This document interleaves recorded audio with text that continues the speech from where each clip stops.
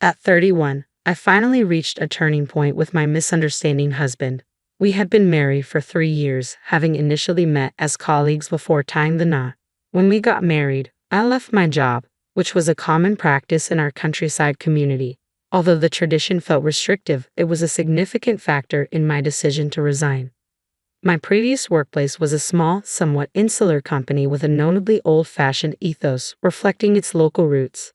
In that environment, it was nearly unthinkable for a married couple to continue working together, especially given the prevailing attitude that married women should not hold full-time jobs. This societal norm, coupled with the company's outdated views, made it clear that my role there was no longer sustainable.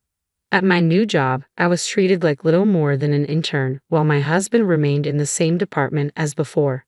My responsibilities were limited to menial tasks such as making coffee, photocopying, and cleaning. Work that, while not inherently demeaning, was disproportionately assigned to me. It seemed like a deliberate attempt to push me out, as even the actual trainees weren't relegated to such monotonous duties all day. Discussing the issue with my husband proved futile. It was unclear whether he was even listening or simply avoiding the topic, perhaps because he feared that if I became a stay-at-home wife, we'd lose our financial flexibility. One day, my mother called to suggest I reach out to my cousin after hearing about my frustrations at work. She had discussed my situation with various relatives and acquaintances, and as a result, my cousin connected me with a job opportunity. A company where one of his classmates worked was hiring, and they believed my experience would be valuable, so he encouraged me to interview. I was fortunate enough to land the job, and I shared the exciting news with everyone. However, my husband's reaction was oddly muted. Though I found this strange, his lack of objection led me to go ahead and resign. My resignation was promptly accepted. They had clearly been expecting it. My colleagues, who had been gossiping about me, bid me farewell with insincere cheerfulness. "We'll miss you. Let's go out for drinks sometime. Feel free to reach out anytime." I couldn't help but wonder which of them truly meant it. My new job is located in the neighboring city, which, though smaller than a major metropolitan area, boasts an office district with a distinctly urban feel. Upon joining, I discovered that the company's culture was refreshingly modern. There was no bias based on age or gender, and the diverse workforce included several international employees. The company embraced equality, including fair pay, regardless of marital status. My salary has significantly increased compared to my previous job, to the point where I now earn nearly $10,000 more per year than my husband. This is likely due to the absence of gender discrimination. Both men and women receive equal pay for the same work. I haven't shared this with my husband yet, as I suspect he might have difficulty accepting it given his personality and the norms at my former workplace. My dissatisfaction with the workplace vanished, and I found myself genuinely fulfilled in my new role. However, not everything is perfect. My husband contributes nothing to housework, leaving me to handle everything on my own. Balancing full-time work with managing household chores for two people is incredibly draining. I leave for work earlier than he does and come home quite late, yet he never takes on any household responsibilities. Instead, he spends his time snacking and lounging on the couch, leaving the house messier each day. When I return, I'm greeted with requests like, "I'm hungry. Hurry up and make dinner," or similar demands for food, a bath, or coffee. Just hearing these requests is exhausting. Although I chose to work, and I suppose this situation is partly my responsibility, I now realize I might have been influenced by outdated notions and expectations at the time. Since we got married, my husband has repeatedly insisted on his own correctness while highlighting my shortcomings. He would say things like, "Work is tough because you lack the ability. If you want to manage both work and home, you need to try harder. If housework isn't going well, it's because you're inefficient. Get used to it and improve quickly. And since he chose to work, don't slack off on housework." These criticisms were a constant refrain. In rural areas, it's more common for men not to participate in housework compared to urban settings. Most of the married women I knew handled all household chores themselves, with some even managing childcare, caregiving, and farming. This environment led my husband to make me feel that it was natural for me to take on all the domestic responsibilities. Both my mother and mother-in-law were stay-at-home moms, and many women of my generation were either housewives or worked part-time. Despite being a full-time employee, I may have grown numb to the situation, simply accepting my husband's expectations and continuing with the housework as he dictated. Although my husband never explicitly told me to quit my job, I was determined to keep working even if he had. I convinced myself that since I was committed to my career, I couldn't neglect the housework. This routine persisted for a while. Even after I switched jobs, my husband remained in a bad mood when I came home after working late. I would apologize, prepare his dinner, and then rush through the housework, often barely having time to eat my own meal. One day, however, something changed. My husband found my wage statement, which I had carelessly left in a drawer. He stared at it in silence, and despite my attempts to downplay it by saying things like, "It's just because of overtime this time," or "maybe you'll earn more than me soon," my words had no effect. After that incident, my husband ignored me for days. He refused to speak or even look at me when I tried to communicate. Even if I stumbled or made a noise, he would completely ignore it. Eventually, I stopped attempting to engage with him, and just as I adjusted to this silent routine, he abruptly broke his silence. One evening, as I entered the living room after coming home, he shouted, "I'm home. What time do you think it is?"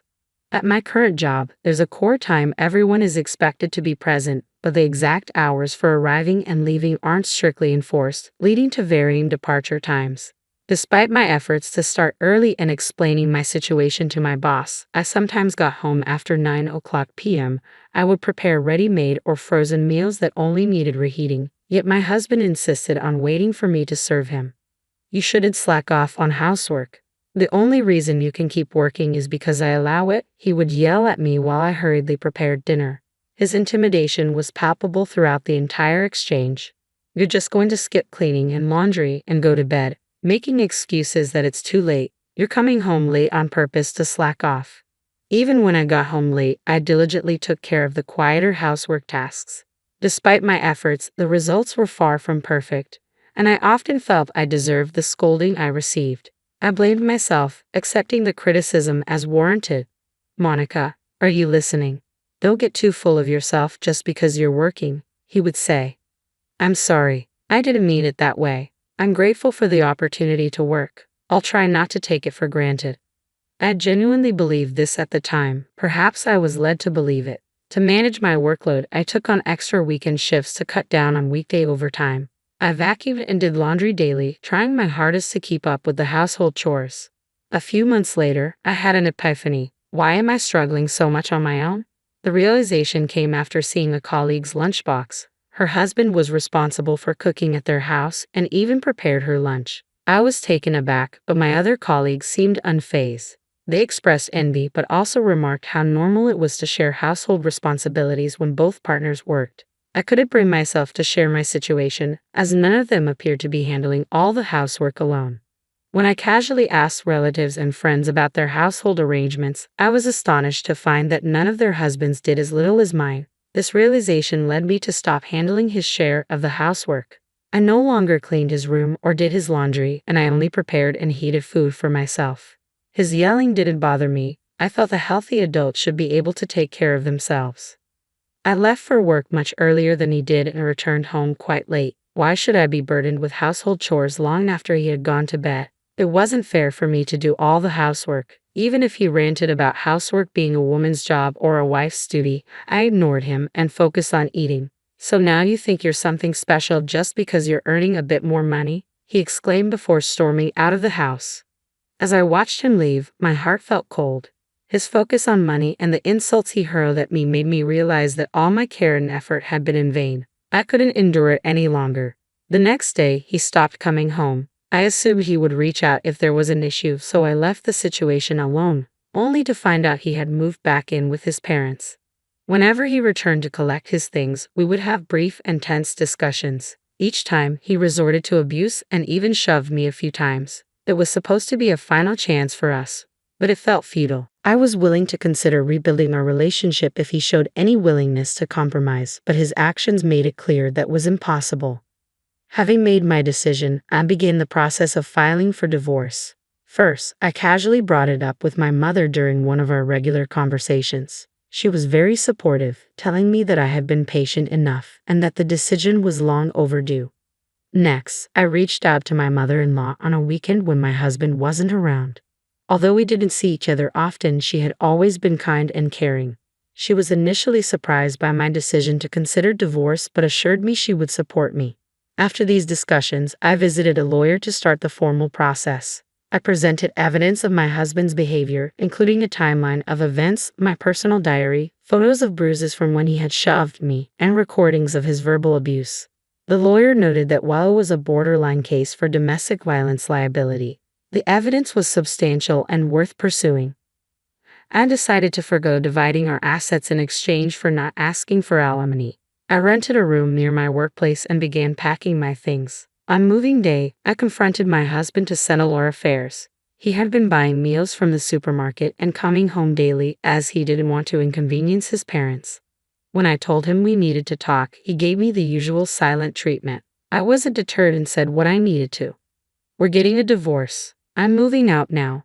Please contact my lawyer." I left my lawyer's business card on the table, but he didn't even glance at it. He seemed to believe that by ignoring me, I would eventually beg for forgiveness. I left the house for good. Strangely, my husband continued to contact me afterward with messages unrelated to the divorce, such as asking to have a meal together or suggesting we go for a drive while shopping. When I ignored his messages, he sent even more desperate emails, accusing me of being stubborn and insisting he would forgive me if I came back and apologized. At the lawyer's office, he exuded overconfidence, expecting me to be the one in trouble and to break down in tears. With a smirk, he signed the divorce papers, treating the whole situation as if it were a mere formality. I quickly gathered the papers, anxious that he might change his mind and tear them up, and submitted them to the courthouse that same day. Later, my lawyer informed me that my husband hadn't believed I would actually follow through with the divorce. Once he realized I was serious, he started demanding alimony and a division of assets, but communication ceased shortly afterward. I suspect my mother-in-law might have intervened and scolded him to stop. Even after the divorce, I continued receiving bizarre emails from my ex-husband, which I chose to ignore. However, I unexpectedly ran into him one day while dining at a shopping center with friends from school.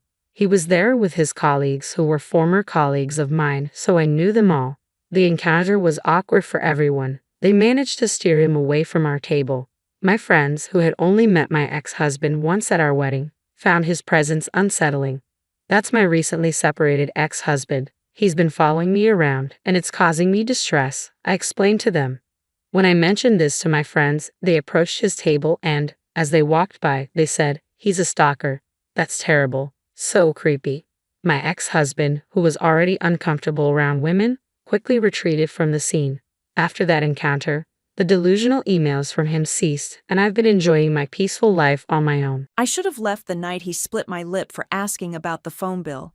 Instead, I iced my face, told the ER nurse I tripped on the stairs, and smiled through a lie so tight it made my teeth ache.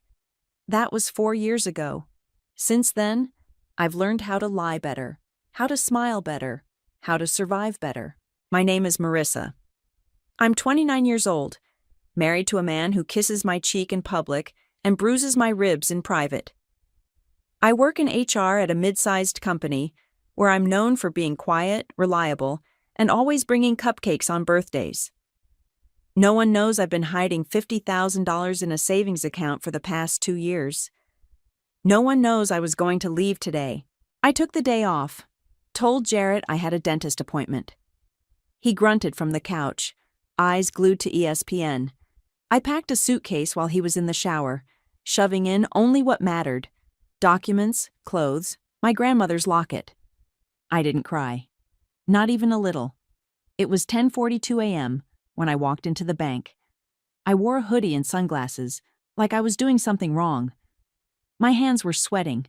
I kept whispering to myself, "You're okay. You're doing this. Just breathe."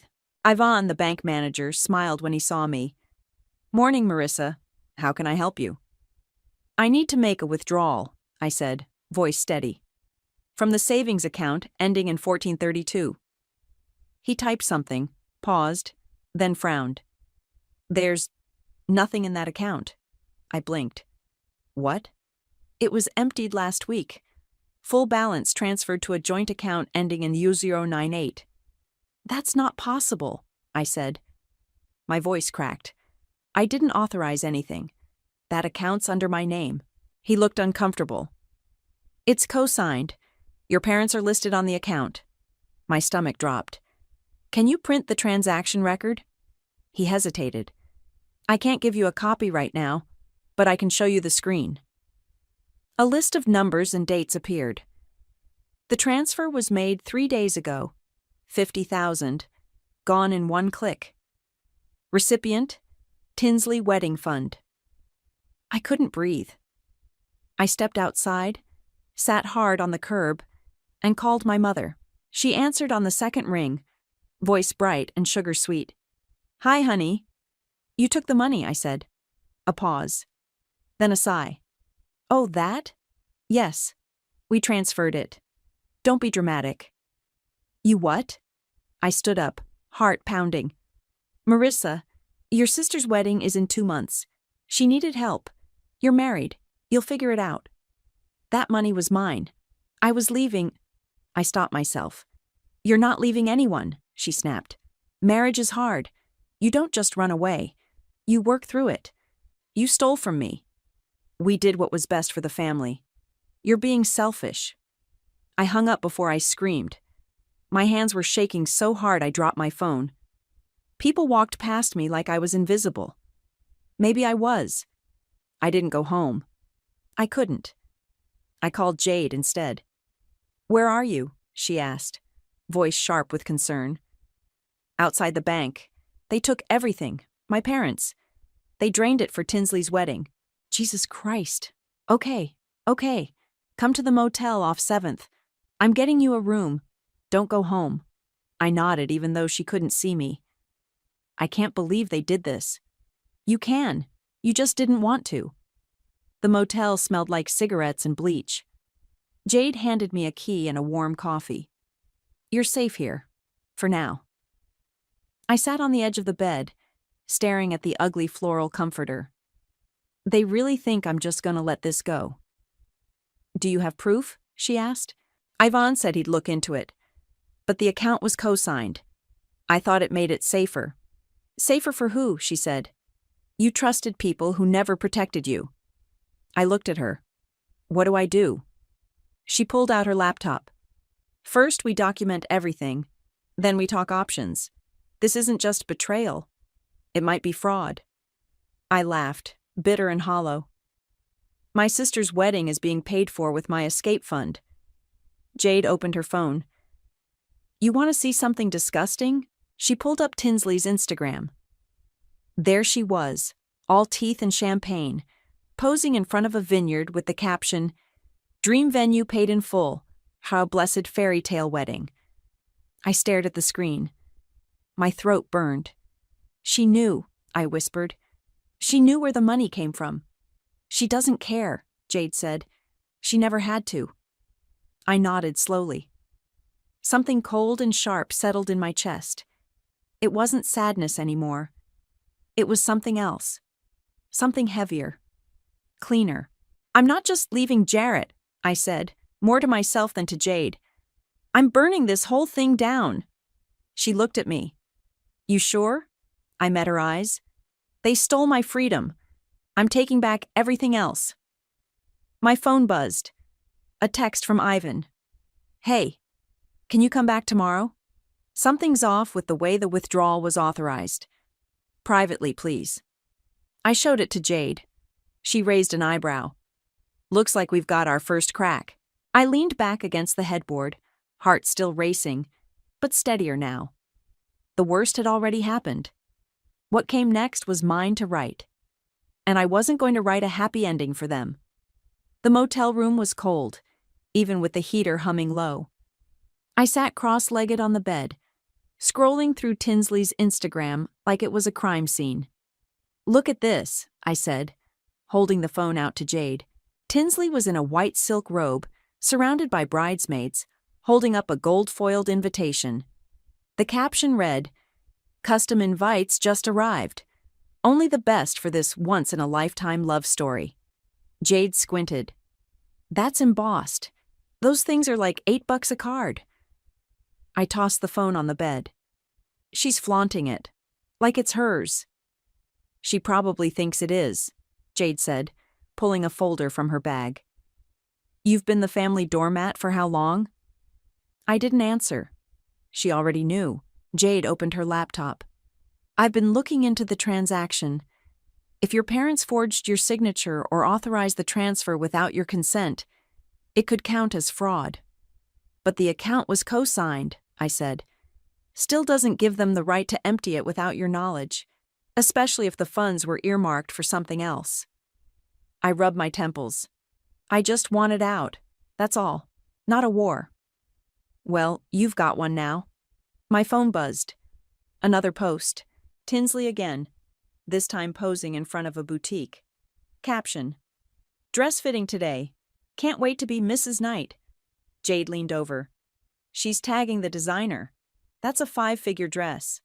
I stared blankly at the screen. They used everything. Jade sat beside me. You have 2 choices. Let it go or make them wish they never touched your money. I looked at her. I want the second one. She smiled, then handed me a pen. Then we start here. Write down everything you remember about the account. When you opened it, deposits, any communication with your parents about it. I started writing. My hand was shaking, but I didn't stop. The next morning, I walked into the bank wearing the same hoodie, but this time, I didn't feel like running. Ivan met me in his office, shut the door behind us. I looked into the transfer, he said, sitting down. You didn't authorize it. Your digital signature was used, but the timestamp and IP address don't match your usual activity. I blinked. So someone forged it?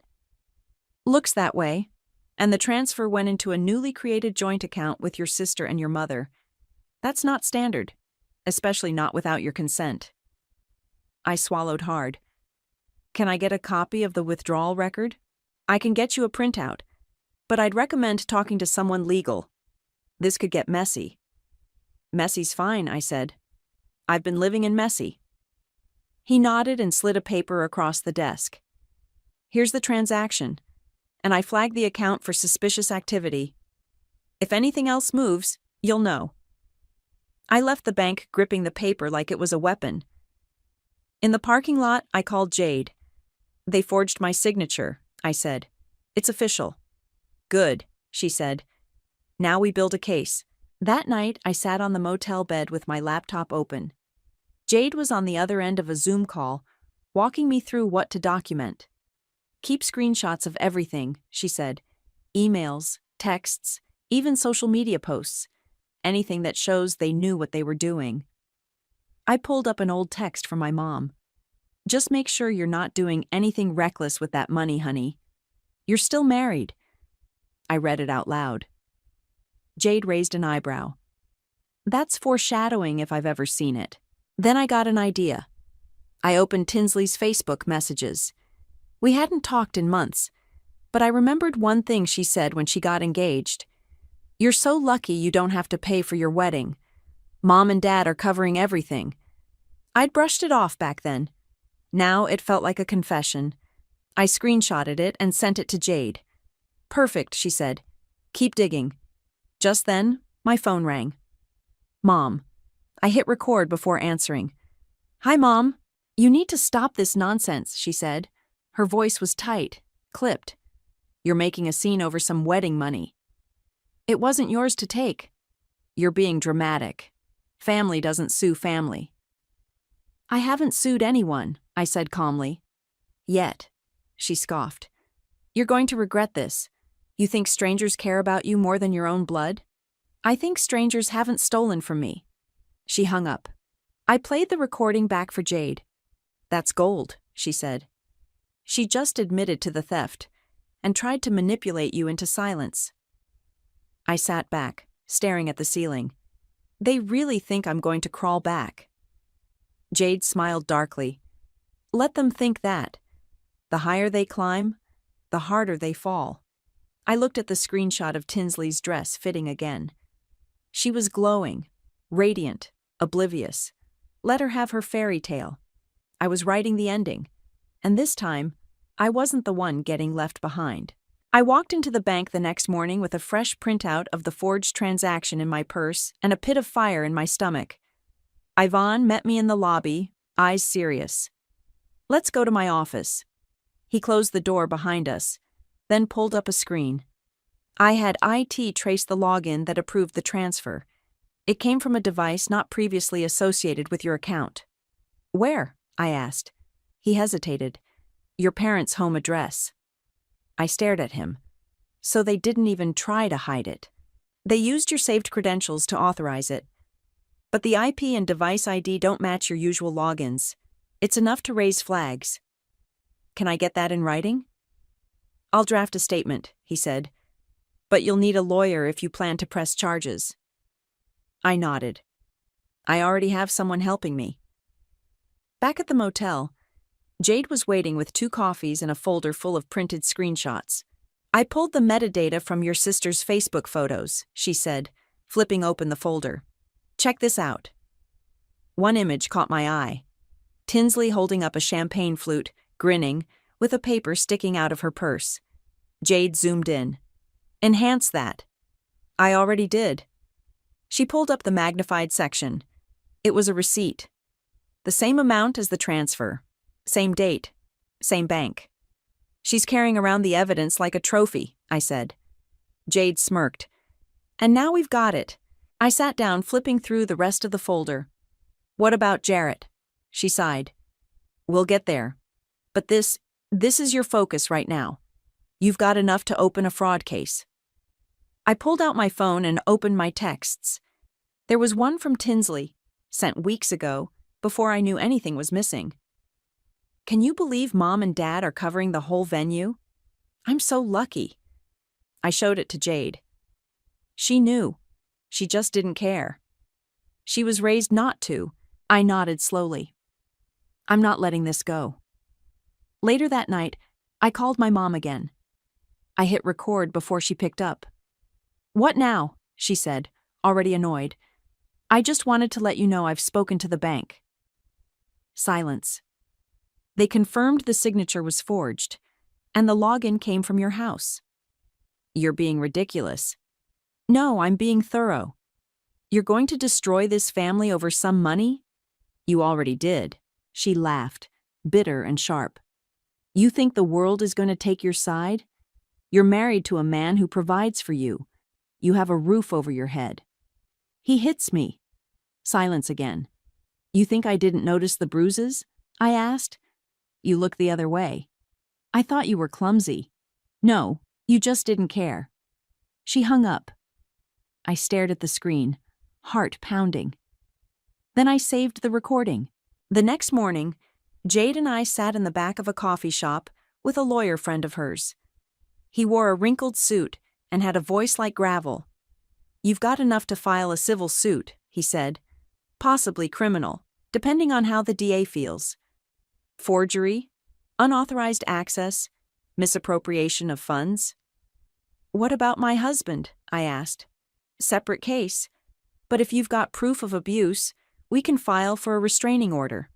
Maybe even spoliation if he's destroyed property or evidence." Jade handed him a flash drive. "Everything's on here." He nodded. "I'll review it tonight, but you're in a strong position." I exhaled. "Okay." That night, I got another voicemail from my mom. "You're going to regret making a fuss over some wedding money. Family doesn't sue family." I played it twice, then sent it to Jade. "She's digging her own grave," she said. The next day, Ivan called. "I pulled the full access logs," he said. "There's a pattern. Your mom logged in multiple times before the transfer. She was watching your balance. She was waiting for it to hit 50K. Looks that way." I thanked him and hung up. Then I opened my phone and started typing. "Tinsley, I know where the money came from. Stop pretending it's yours." She replied instantly. "What are you even talking about?" "The 50K Dad transferred. My account. You're flaunting it all over social media." Another pause. "Mom said you gave it to us, that you wanted to help." She lied. I was leaving Jarrett. That money was my escape. No response. I stared at the screen for 5 full minutes before locking the phone. Then I looked at Jade. They're all in it. Every one of them. Good, she said. Let them be. It makes the fall even better. I smiled, small and sharp. They thought they took my silence. They didn't know I'd been saving more than money. Tell me again why I'm pretending to be a wedding planner intern, I asked, tugging at the lanyard Jade had printed for me. Because your sister's too self-absorbed to notice anyone who isn't holding a camera or a champagne flute, she said, handing me a clipboard. You want to see the venue? This is how we do it. The vineyard was even more extravagant in person. Arched stone gates, white roses lining the path, a fountain that probably cost more than my first car.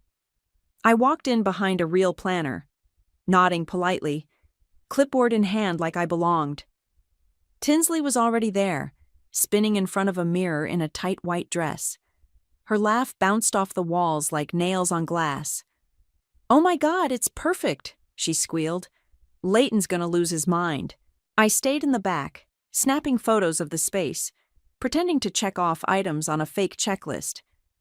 Then I saw it. Her purse, slouched on a chair, half open. A folded paper poked out from the side. I moved closer. The receipt. I recognized the bank logo and the transfer amount without even touching it. She'd brought it with her, like a badge of honor. An assistant came over. "Can you check the lighting near the altar setup?"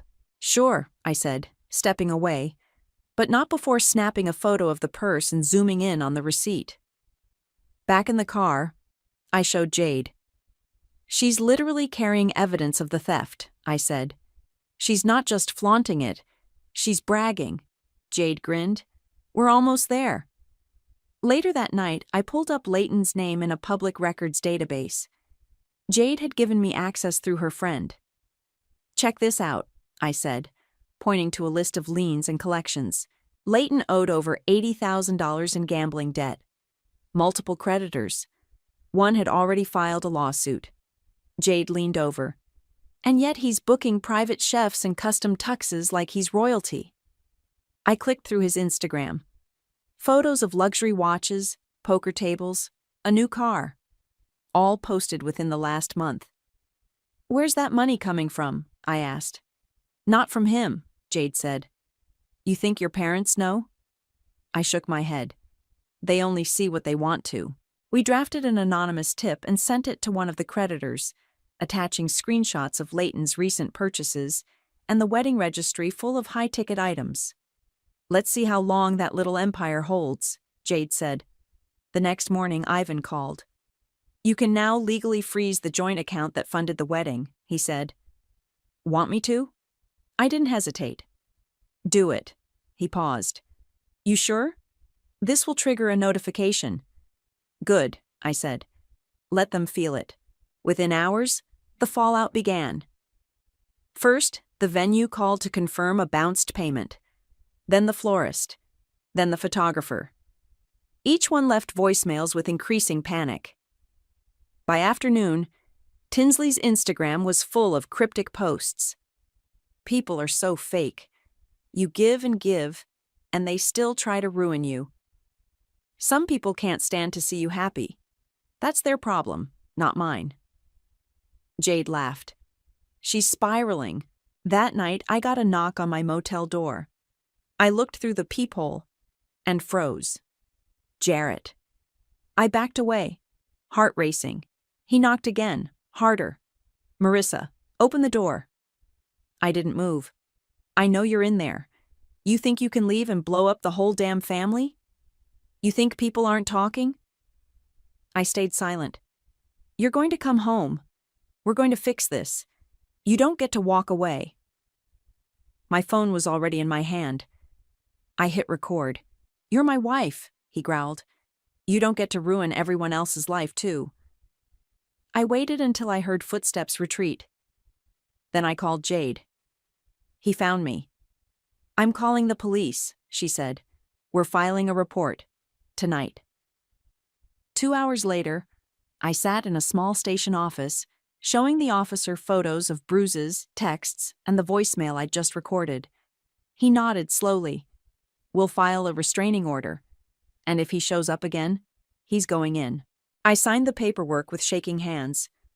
But I didn't cry. Back at the motel, I collapsed onto the bed. Jade handed me a glass of water. "You okay?" "No," I said. "But I'm not scared anymore." She nodded. "Good, because it's only going to get messier." I looked at the screen again. Tinsley's latest post was a video of her crying in the back seat of a car. Why is this happening to me?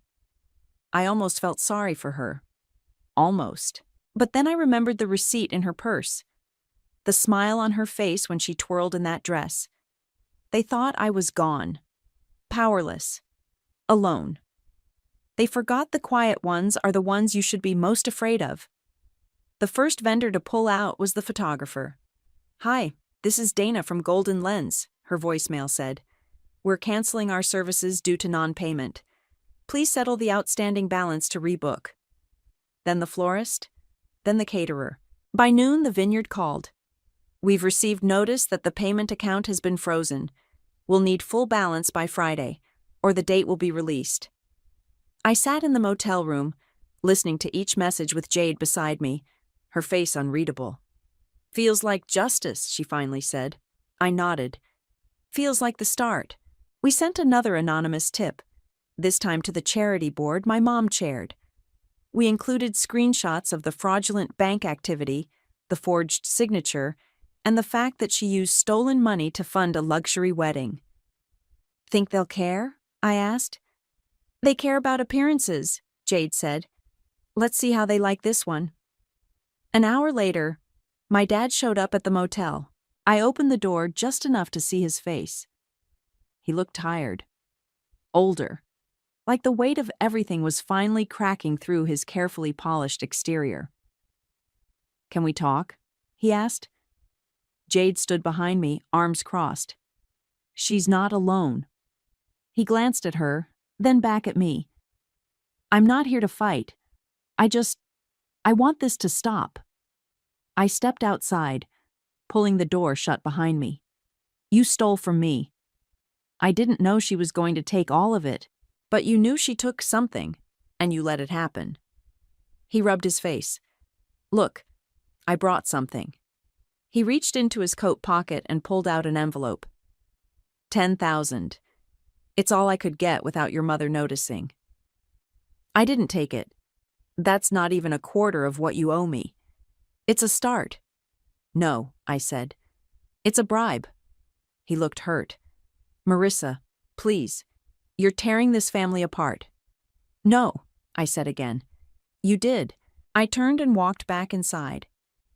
Jade locked the door behind me. "You okay?" she asked. I nodded. "He thinks money can fix this. That's rich, considering they used yours to pay for a party." That night I mailed out 5 identical manila envelopes. Inside each one, copies of the forged bank documents, screenshots of Tinsley's posts, and a note that read, "Is this the kind of leadership your board supports?" I didn't sign it. By morning, the fallout had started. My mom's name disappeared from the charity's website. A vague statement was posted online about realigning leadership for ethical transparency. Jade held up her phone. "They're cutting her loose." I smiled. Good. And then, the meltdown began. Tinsley's Instagram went live. She was crying, makeup streaked, hair in a messy bun. "I don't know why this is happening," she sobbed. "People are trying to ruin my life. My wedding is falling apart. My fiancé is being harassed. I don't know what I did to deserve this." Jade snorted. "She doesn't know? She doesn't want to." Then the message came. From Leighton. "What the hell is going on? My accounts are being flagged and I'm getting calls from creditors. Did you leak something?" I didn't reply. I just screenshot it and saved it. Later that day, the vineyard officially canceled the wedding date. I knew because Tinsley posted a black screen with one word, devastated. Then she called me. I let it go to voicemail. You think you're so smart, don't you? You ruined everything. My wedding, my relationship, my life. I hope you're happy. You're sick. I saved that one too. That night, Jade and I sat on the motel bed, watching the chaos unfold from our phones. This is what happens, she said, when people think they're untouchable. They forget who they're standing on, I said. The next morning, there was another knock on the door. This time, it was the police. Jarrett Ferguson has been arrested, the officer said. Violation of a restraining order. He showed up at your workplace this morning. I blinked. I haven't been back there yet. He was asking for you. Security called us. I nodded. Thank you. After they left, I sat down on the edge of the bed. My hands were steady, my breathing calm. Jade looked at me. You're winning. I shook my head. I'm surviving. She didn't argue. An hour later, Ivan called. The bank's fraud department has reviewed the case, he said. They're filing formal charges, and the joint account your parents used, it's being locked for investigation. I leaned against the wall. What does that mean for them? They could lose their assets, the home, anything tied to that account. I didn't say anything.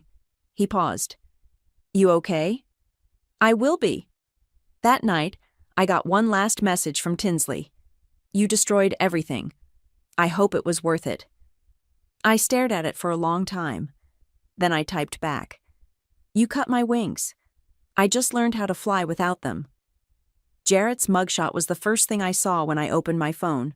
Jade burst into the motel room, holding a printout. He's officially booked. Violation of restraining order. They picked him up outside your office building. I took the paper from her. His eyes were bloodshot, jaw clenched. That same look he used to give me right before the yelling started. Bail denied, Jade added.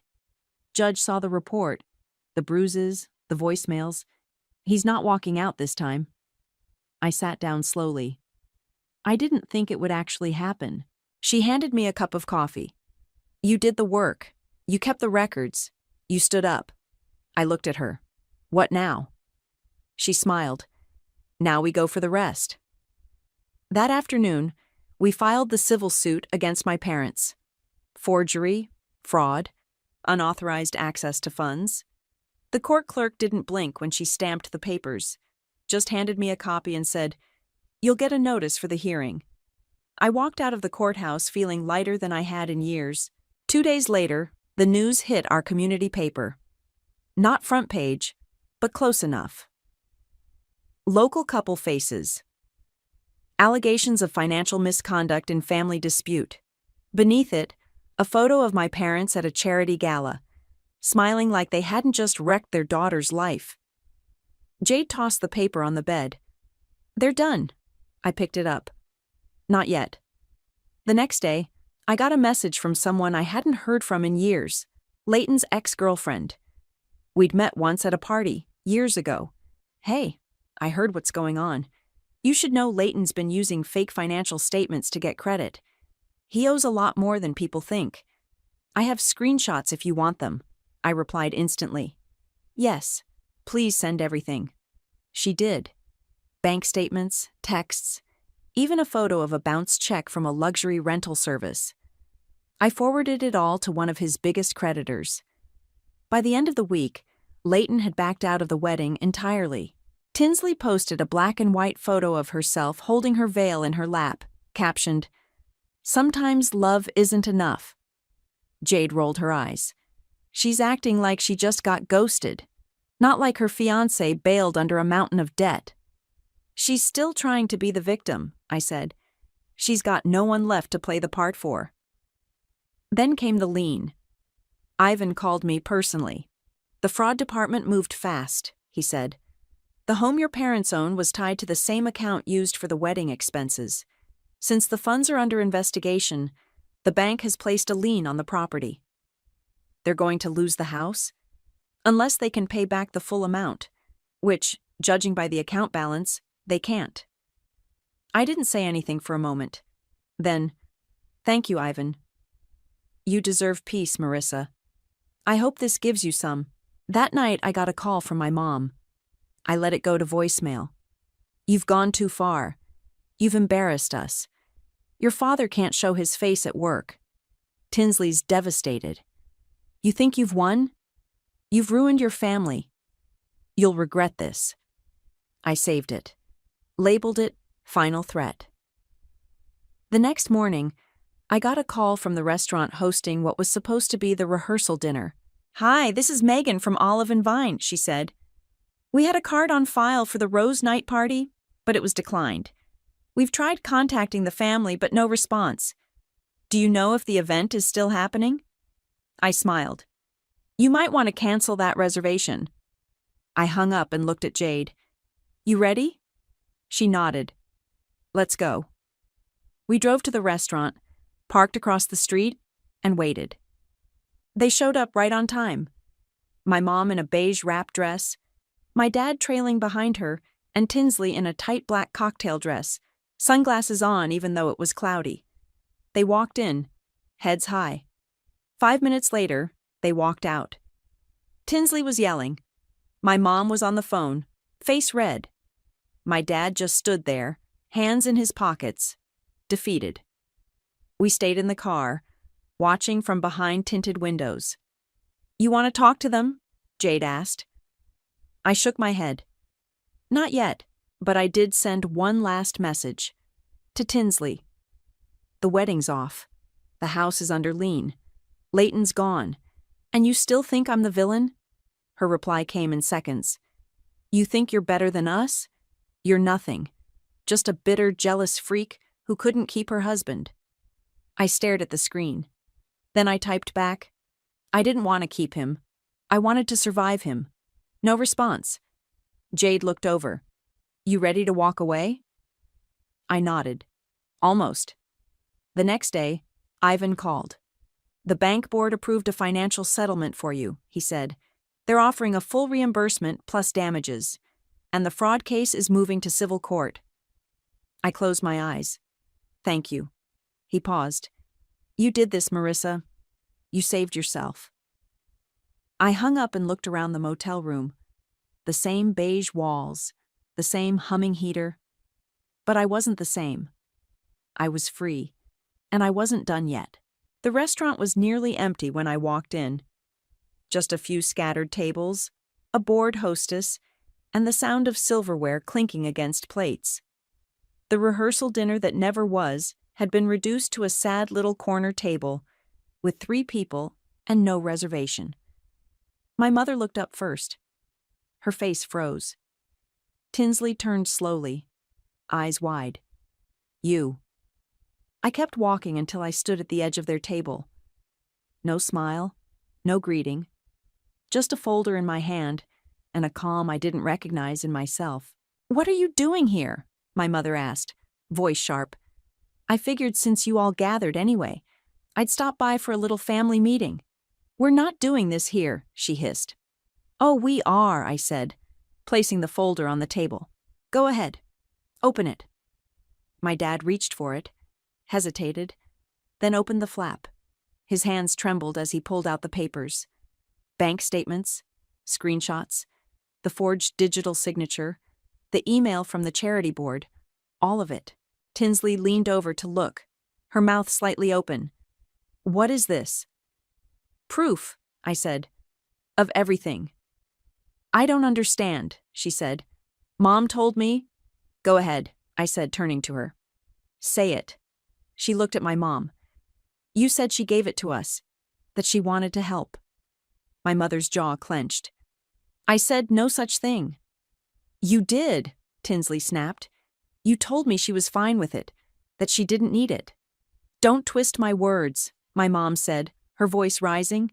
"Are you kidding me?" Tinsley's voice cracked. "You told me to take the money. You said she was being dramatic and that I deserved a proper wedding." My dad rubbed his face with both hands. "Can we not do this here?" "No," I said.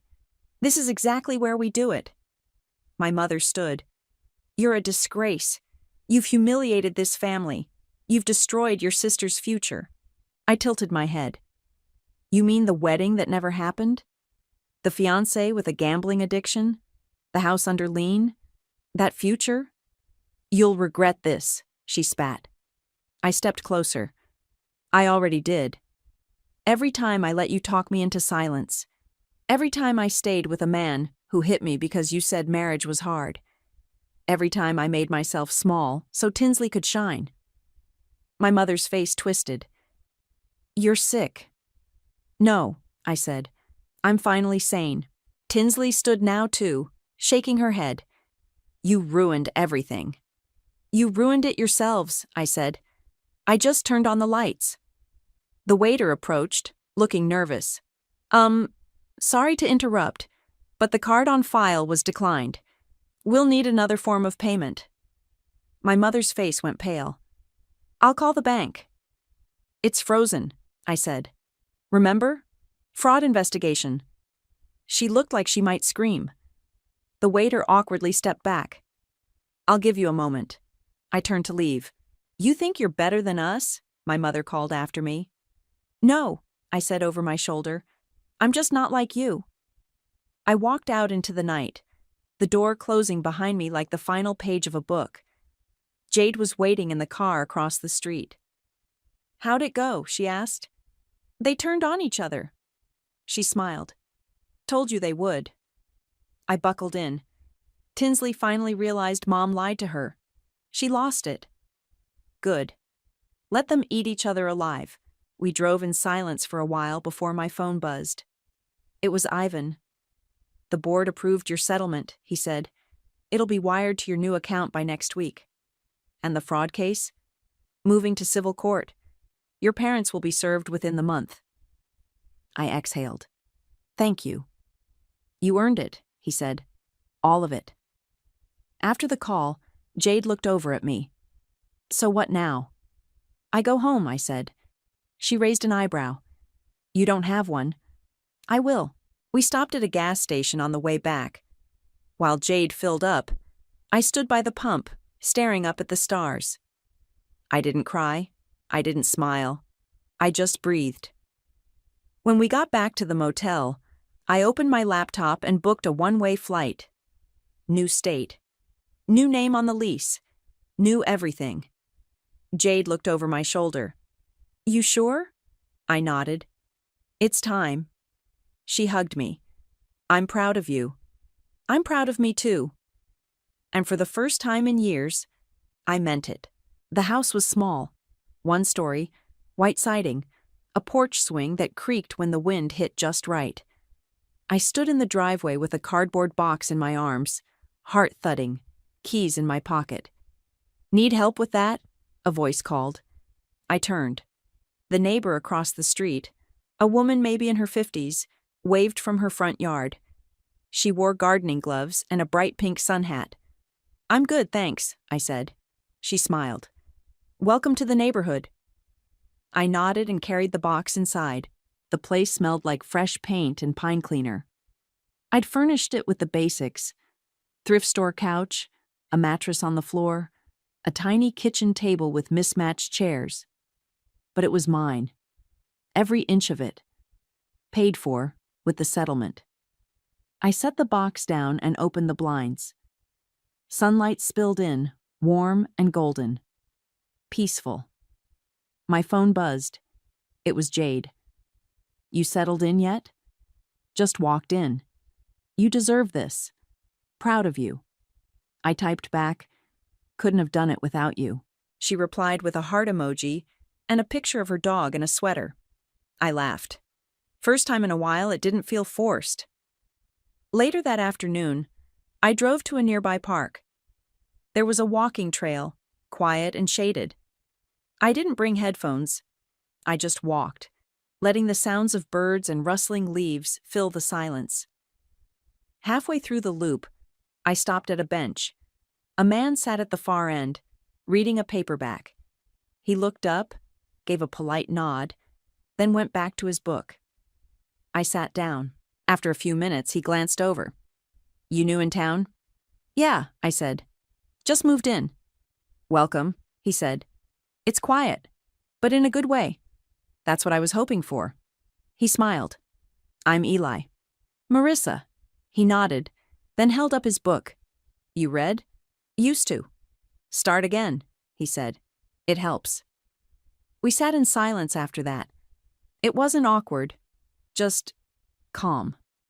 When I got home, there was a letter in the mailbox. No return address, but I recognized the handwriting. I opened it on the porch. You got what you wanted. I hope it was worth it. Dad's trying to fix things, but we both know he can't. Tinsley won't talk to me. The house is quiet. Too quiet. I hope you sleep well at night. No signature. Just bitterness on paper. I folded it and dropped it in the trash. Inside, I unpacked the last box. At the bottom was the locket from my grandmother. I held it in my hand for a moment, then placed it on the bookshelf. The next morning, I had my first therapy appointment. The office was bright, full of plants and soft music.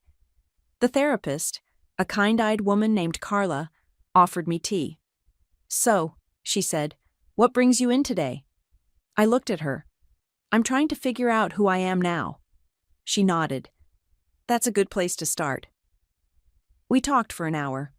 About the marriage, the money, the betrayal, the rage. She didn't flinch, didn't judge, just listened. When it was over, I stepped outside and stood in the sun for a while. I wasn't healed, not yet, but I was safe. A week later, I ran into Eli again at the park. You read anything yet? He asked. Started something last night. He smiled. Good. Want to grab coffee sometime? I paused. Maybe. No pressure, he said. Just figured I'd ask. I nodded. Thanks. At home, I made dinner. Pasta. Nothing fancy. I ate at the kitchen table, phone face down, music playing low. No yelling. No footsteps. No eggshells. Just me. I opened my laptop and pulled up the court docket. Jarrett's trial was scheduled. My parents' civil case was moving forward. Tinsley had filed for bankruptcy. I closed the tab. I didn't need to watch the rest fall. I'd already walked away from the fire. After dinner, I sat on the porch swing and watched the sky turn pink. The neighbor waved again from across the street. I waved back. My phone buzzed again. Another message from Jade. You okay? I stared at the screen for a moment, then typed back. I lost a family. But maybe they were never mine to begin with. I created my escape, and justice walked with me out the door. I hit send. Then I looked up at the fading sky and whispered, Karma didn't need my help. I smiled. But it sure looked damn good in a silk dress when it showed up at the wedding. My heart raced as I rushed around the Havenbrook Community Center, ensuring every detail was perfect for Derek's high school graduation ceremony. This day marked not only the culmination of his academic journey, but the beginning of a new chapter for our family.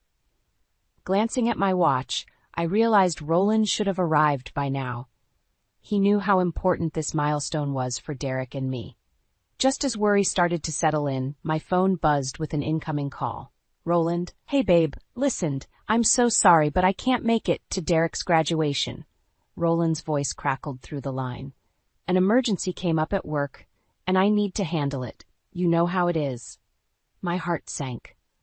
This was the third time in recent months he had prioritized work over family. Are you serious, Roland? Derek has been looking forward to you being here. It means everything to him. I don't have a choice, Althea. This is a make-or-break deal for the company. You know I would be there if I could. His dismissive tone stung like vinegar on an open wound. Gritting my teeth, I forced a smile as Derek approached, beaming with pride. Everything okay, Mom? Of course, honey, I lied, swallowing the lump in my throat. Your father is just tied up at work again, but he's so proud of you. Derek's face fell, his broad shoulders slumping. It's fine, I get it. He's busy as usual. The disappointment in his voice was like a dagger to my heart. As the ceremony began, I took my seat, pasting on a mask of happiness while a storm of emotions raged within me. Roland's constant absence had become a familiar pattern, but watching Derek's crestfallen expression as he scanned the crowd struck a nerve. During the recessional, I spotted Roland's business partner, Thomas, accompanied by his wife and children. A pang of envy pierced my chest at the sight of their supportive family unit. How many times had I wished for Roland to be that present, that devoted? Later that evening, as Derek and his sister Lily celebrated with friends, I found myself alone in the kitchen, nursing a glass of wine. Roland's indifference had become increasingly difficult to bear. Was this how our family life was destined to unfold? A facade of normalcy masking deep resentments. The jarring vibration of my phone shattered my reverie. It was a text from Roland. Sorry again about today. Got caught up putting out fires at the office. It won't happen again, I promise. Those empty words held no comfort as I stared at the screen, a tempest of emotions swirling within me. This was far from the first broken promise, and I feared it wouldn't be the last. Something had to change, even if it meant shattering the fragile illusion we'd been living. Over the following weeks, Roland's absences became more frequent, his excuses increasingly flimsy. A nagging suspicion took root. Was there more to his business emergencies than he let on? One night, as he hurriedly tied his silk tie, I feigned nonchalance. Working late again? You know how it is, babe. Big acquisition in the works. I may not be home until late. He leaned in for a perfunctory peck on the cheek. As he headed for the door, I caught a whiff of an unfamiliar floral fragrance lingering on his shirt collar. My heart pounded as realization washed over me. There had to be another explanation, didn't there? The next evening, I decided to follow him after he left for his office.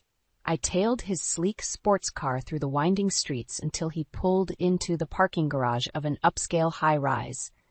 Anxiety gripped my chest as I watched Roland exit the vehicle and straighten his suit. He can't be. No, he wouldn't. My mind grappled with the prospect of infidelity as he disappeared into the lobby. I waited in purgatory for what felt like an eternity. Then, the unmistakable sight of Roland emerging, accompanied by a stunning young woman in a tight red dress, her flawless features radiating an unsettling allure. The world crumbled beneath me as they strolled arm in arm to Roland's car, exchanging hushed laughter. This wasn't a business meeting. This was an affair, laid bare in its tawdry glory. When Roland returned home well past midnight, I sat in stony silence, cradling the damning evidence burning in my hands. Photos of him and his mistress. Althea? You're still up? His breezy indifference was like a slap across the face. I turned to face him, fury simmering behind my eyes. Who is she, Roland? He froze, the color draining from his face as I thrust the photos towards him. How did you? Don't insult me further with your lies, I spat. I saw you with her, holding her, laughing with her. Roland regained his composure, a cruel smirk twisting his lips. So what if I am? I'm a man with needs, Althea. Surely you didn't think I'd stay shackled forever? White-hot rage surged through my veins, my vision blurring. Before I could stop myself, my palm connected with his cheek in a resounding slap. Roland recoiled, shooting me a venomous glare. You'll regret that, you spiteful harpy. In that moment, something inside me shifted, the meek, devoted wife succumbing to the fury of the betrayed woman. No more lies, no more deception. Roland had awoken a beast he couldn't tame, and I would make him pay for every ounce of pain and humiliation. Whatever the cost, I would have my revenge. In the days following my confrontation with Roland, I found myself adrift in a tumultuous sea of anguish and rage. How could the man I had loved, the father of my children, so brazenly betray our sacred vows? I knew I couldn't weather this storm alone. Which is why one morning I found myself seated across from my dearest friend Marissa at a corner bistro, the air heavy with unspoken turmoil. I need your help, I managed, fingering the handle of my coffee mug. The words felt like shards of glass in my mouth. Marissa's eyes widened, her expression a kaleidoscope of concern and curiosity. What's going on, Allie? You know you can tell me anything.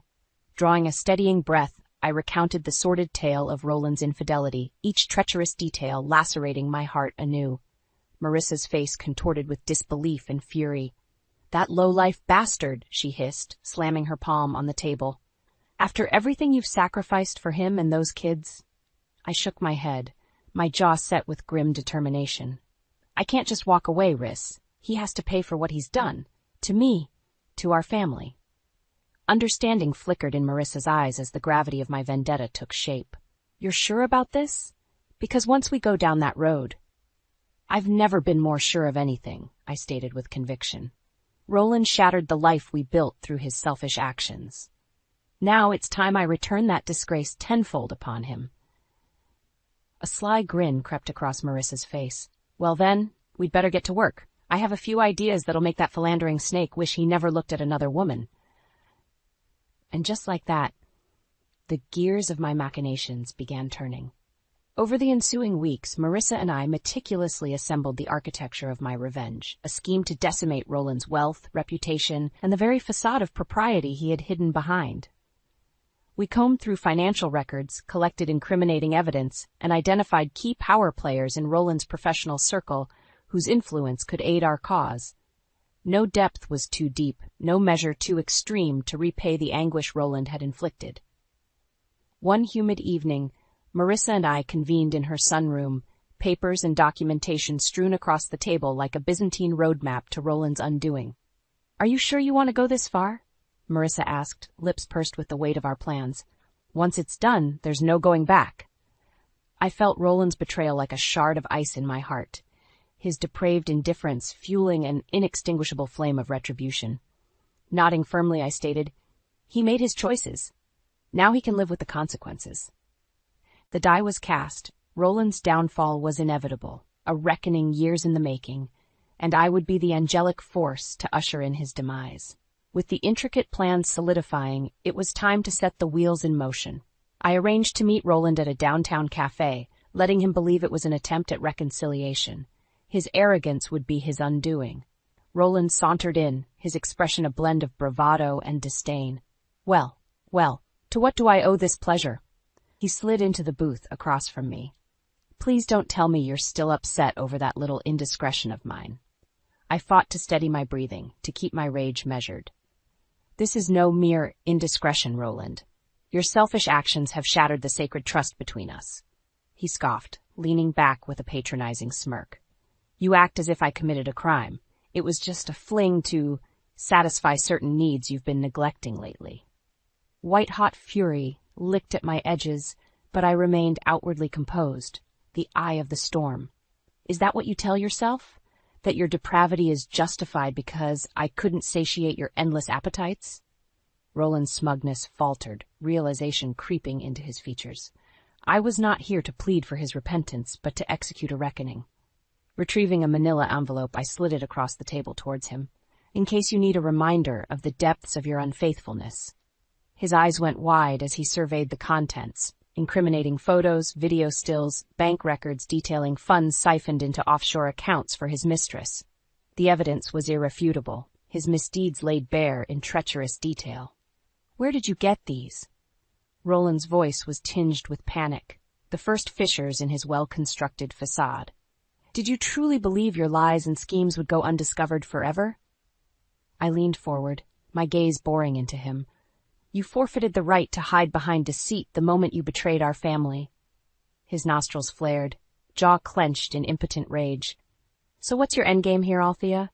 To what depths will you stoop to sate this pathetic need for vengeance?" Unfurling a document from the envelope, I slid it before him, terms for a divorce settlement that would leave him destitute, his finances and reputation in ruins. "The choice is yours. Capitulate to these terms or brace for the complete and very public dismantling of the life you've built on deceit." Roland's face contorted in a sneer of disbelief and contempt. "You arrogant, spiteful wench. Did you honestly think I would just roll over for this pathetic shakedown?" Leaning back, I delivered my edict with finality. "Very well, Roland. You've made your decision and soon you'll face the consequences." As I rose to depart, Roland grabbed my wrist in a crushing grip, his eyes glinting with malice. "You'll regret crossing me, I can promise you that." Meeting his gaze with steely defiance, I wrenched free of his grasp. "I believe you're the one who will be sorely regretting their choices soon enough." With that, I turned on my heel and strode out, adrenaline and conviction coursing through me. The gauntlet was thrown. Roland could either surrender or watch helplessly as his world burned to ashes. In the aftermath of my confrontation with Roland, the wheels of my intricate vengeance scheme began turning in earnest. He believed he could simply weather this squall, dismissing my terms as a desperate ploy. His arrogance would cost him dearly. First, I reached out to Derek's girlfriend, Sophia, under the pretense of planning a celebratory dinner for his college acceptance. In reality, it would be the stage for Roland's very public undoing. "I want to do something really special to honor Derek's achievement," I told Sophia, carefully measuring my words. "Perhaps at that new upscale restaurant downtown?" Sophia's eyes lit up. "Oh, that would be amazing. And we could invite your family, Derek's grandparents, coaches, make it a whole event." Exactly according to plan. Wonderful idea. I'll start compiling the guest list right away. Over the following days, I seeded the invitation far and wide through Roland's professional and social circles under the guise of honoring Derek. His business associates, high-profile clients, even his wretched mistress, all would bear witness to the unraveling of his deceitful life. The night before the fateful event, Marissa and I convened for final preparations, the pristine venue adorned with elegant decorations masking the sinister plot afoot. "Everything's in place," I announced, unable to conceal my satisfaction. "Once Roland arrives with his mistress in tow, the show will commence." Marissa grinned wickedly. "That snake won't know what hit him. I'll be ready with the video evidence just in case he tries any delusional denials." An anticipatory tension thrummed through me as the visions of Roland's imminent downfall played through my mind. So drunk on power, he never suspected the devoted wife he tormented could orchestrate such a masterful retaliation. The following evening, the ruse was complete as guests filtered into the regal dining hall, Roland cutting a contemptuous figure as he worked the room with feigned congeniality. His mistress clung to his arm like a hideous ornament, utterly oblivious to the cataclysm that awaited. As the night carried on with perfunctory speeches and celebratory toasts, I could see the smug satisfaction radiating from Roland. In his deluded mind, my silence meant surrender, that I'd resigned myself to his subjugation. How mistaken he was. After Derek's heartfelt thanks to those gathered, I rose from my seat, Yadier announcing my presence with the ceremonial tapping of a champagne flute. All eyes turned towards me, the proverbial axe dangling overhead. "Friends, esteemed colleagues, thank you all for being here to honor my son's incredible achievement," I began, my voice carrying an ominous calm. "However, there is one individual here tonight who deserves no accolades, only utter condemnation." Mutters of confusion rippled through the crowd as I locked eyes with Roland's suddenly pallid form. For too long, Roland Wallace has carried on a charade of deceit and infidelity, dishonoring his family while squandering his professional integrity to fund his tawdry indiscretions. In one deft motion, I produced the damning evidence from within the folds of my gown, bank statements, salacious video segments, all corroborating every lurid detail of Roland's lies and betrayals. A collective gasp washed over the audience as the stark reality emerged. Roland tried shouting his denials, but I silenced him with a razor-sharp edict. "These are the choices you made without a second thought for the family you discarded so willfully. And now you shall face the consequences of your selfish depravity, both personally and professionally." The first ardo fell as respected associates turned on Roland in palpable disdain. His mistress, now the subject of scrutiny, withered in humiliation. As disorder erupted around us, Roland fought towards me with murderous rage contorting his features. But I stood immovable, righteously immersed in the bonfire of his undoing, a force of karmic reckoning he never imagined possible. Chaos erupted as the weight of Roland's depraved transgressions dawned upon the assembled guests. His mistress dissolved into hysterics, frantically fleeing the scene as scathing rebukes rained down. But Roland remained defiantly rooted, his face contorted into a mask of disbelieving rage. "You vile, vindictive shrew!" he bellowed, clawing towards me with outstretched hands. "I'll see you ruined for this." Unflinching, I held my ground as security personnel intervened, restraining Roland's furious attempted assault. Around us, the atmosphere morphed from one of genteel celebration to raucous bedlam. "Enough of your blustering denials," I declared, my voice cutting through the din. "The evidence speaks for itself, your lies and betrayals laid bare for all to witness." Marissa emerged, commanding the room's attention with an air of uncompromising authority. "Ladies and gentlemen, I fear there is more." With a few deft keystrokes, she queued up the video compilation chronicling Roland's lurid indiscretions. Footage of clandestine rendezvous, furtive money transfers, even amorous trysts in various locales. Each sordid vignette manifested on the viewing screens with cinematic intensity, an unblinking indictment of his depravity.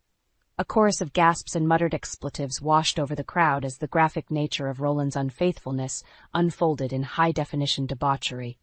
His respected corporate partners looked on in abject revulsion, once bright professional futures now clouded by the stain of his impropriety. No. No, you can't do this! Roland's voice cracked with panic as the walls closed in. This is entrapment, you hear me? Lies and manipulations. I fixed him with a withering glare. The only lies here are the ones you've perpetuated for far too long, Roland. This is merely the karmic reckoning you've brought upon yourself through your selfish, reprehensible actions. Shaking his head in disbelief, Roland noticed several attendees already making for the exits, phones in hand as the scandal achieved escape velocity into the public sphere. The once vaunted Titan was unraveling before our very eyes, the ground fracturing beneath his inflated sense of impunity. When the final damning frame faded to black, the grand hall descended into a maelstrom of heated denunciations and furious recriminations. Roland weathered the blows, both verbal and physical, like a scorned dog surrounded by angry owners. For all his bluster, his world was crumbling to ashes, an empire of lies and deceit razed by the scorching truth. Seizing a moment of relative calm, I addressed the remnants. For those inclined to stand in judgment of my actions, know this: I am not the transgressor here. My motives are those of moral consequence and justifiable retribution for innumerable throngs of betrayed spouses who lacked a voice or the means to confront such unforgivable affronts. My gaze found Roland, his arrogant veneer in tatters as the gravity of his ruination took hold. This is the reckoning you rightfully earned through your repugnant choices, Roland. From this moment, your ill-begotten fortune and reputation lay in ashes, a pyre of your own gluttonous misdeeds. Scooping Derek close, I turned to face the surviving witnesses, resolve etched into my features. Let this serve as a warning to those who would inflict such gratuitous harm upon their families through infidelity and deceit. There are consequences that extend far beyond your selfish indulgences. Righteous justice will inevitably enact its toll. As the disgraced guests filtered out, Roland remained a broken husk, the epic downfall of a man undone by his own unchecked hubris and moral insolence. His past malefactions had conceived a very public tribulation, one from which he may never recover. The air was thick with the acrid smoke of ruination, and I inhaled deeply, savoring the intoxicating aroma of my decisive triumph. In the aftermath of that fateful evening, the shockwaves reverberated through every facet of Roland's once gilded existence. The uncompromising disclosure of his debauchery achieved nuclear force, eviscerating professional alliances and reducing his personal life to scorched earth. Within days, Roland's position at the prestigious investment firm was unceremoniously terminated. Corporate cohorts who once praised his abilities now recoiled at the mere mention of his name, his reputation toxic in the extreme. I savored the delicious irony. For a man who placed such emphasis on status and financial prowess, his downfall in those hallowed arenas landed like a brutal karmic backhanded slap. The legal ramifications proved equally severe. Allegations of misappropriated funds, influence peddling, and illicit financial maneuvers launched myriad investigations by regulatory bodies. Roland's assets were frozen, properties seized, and that once immaculate facade of affluence crumbled like a condemned building. "You've won, you spiteful harpy," he railed during one particularly heated altercation. "I hope you're satisfied seeing everything I built turn to ash." Eyeing him with disdain, I stated, "I'm merely a bystander to your self-immolation, Roland. Your arrogance and depravity encoded the self-destruct sequence long ago. I simply helped it along to its inevitable conclusion." As his world disintegrated, Roland adopted the fatal miscalculation that lashing out at me could turn the tide. He inundated my phone with threatening messages and vulgar diatribes, unintelligible rants filled with baseless denials and pathetic appeals for reprieve.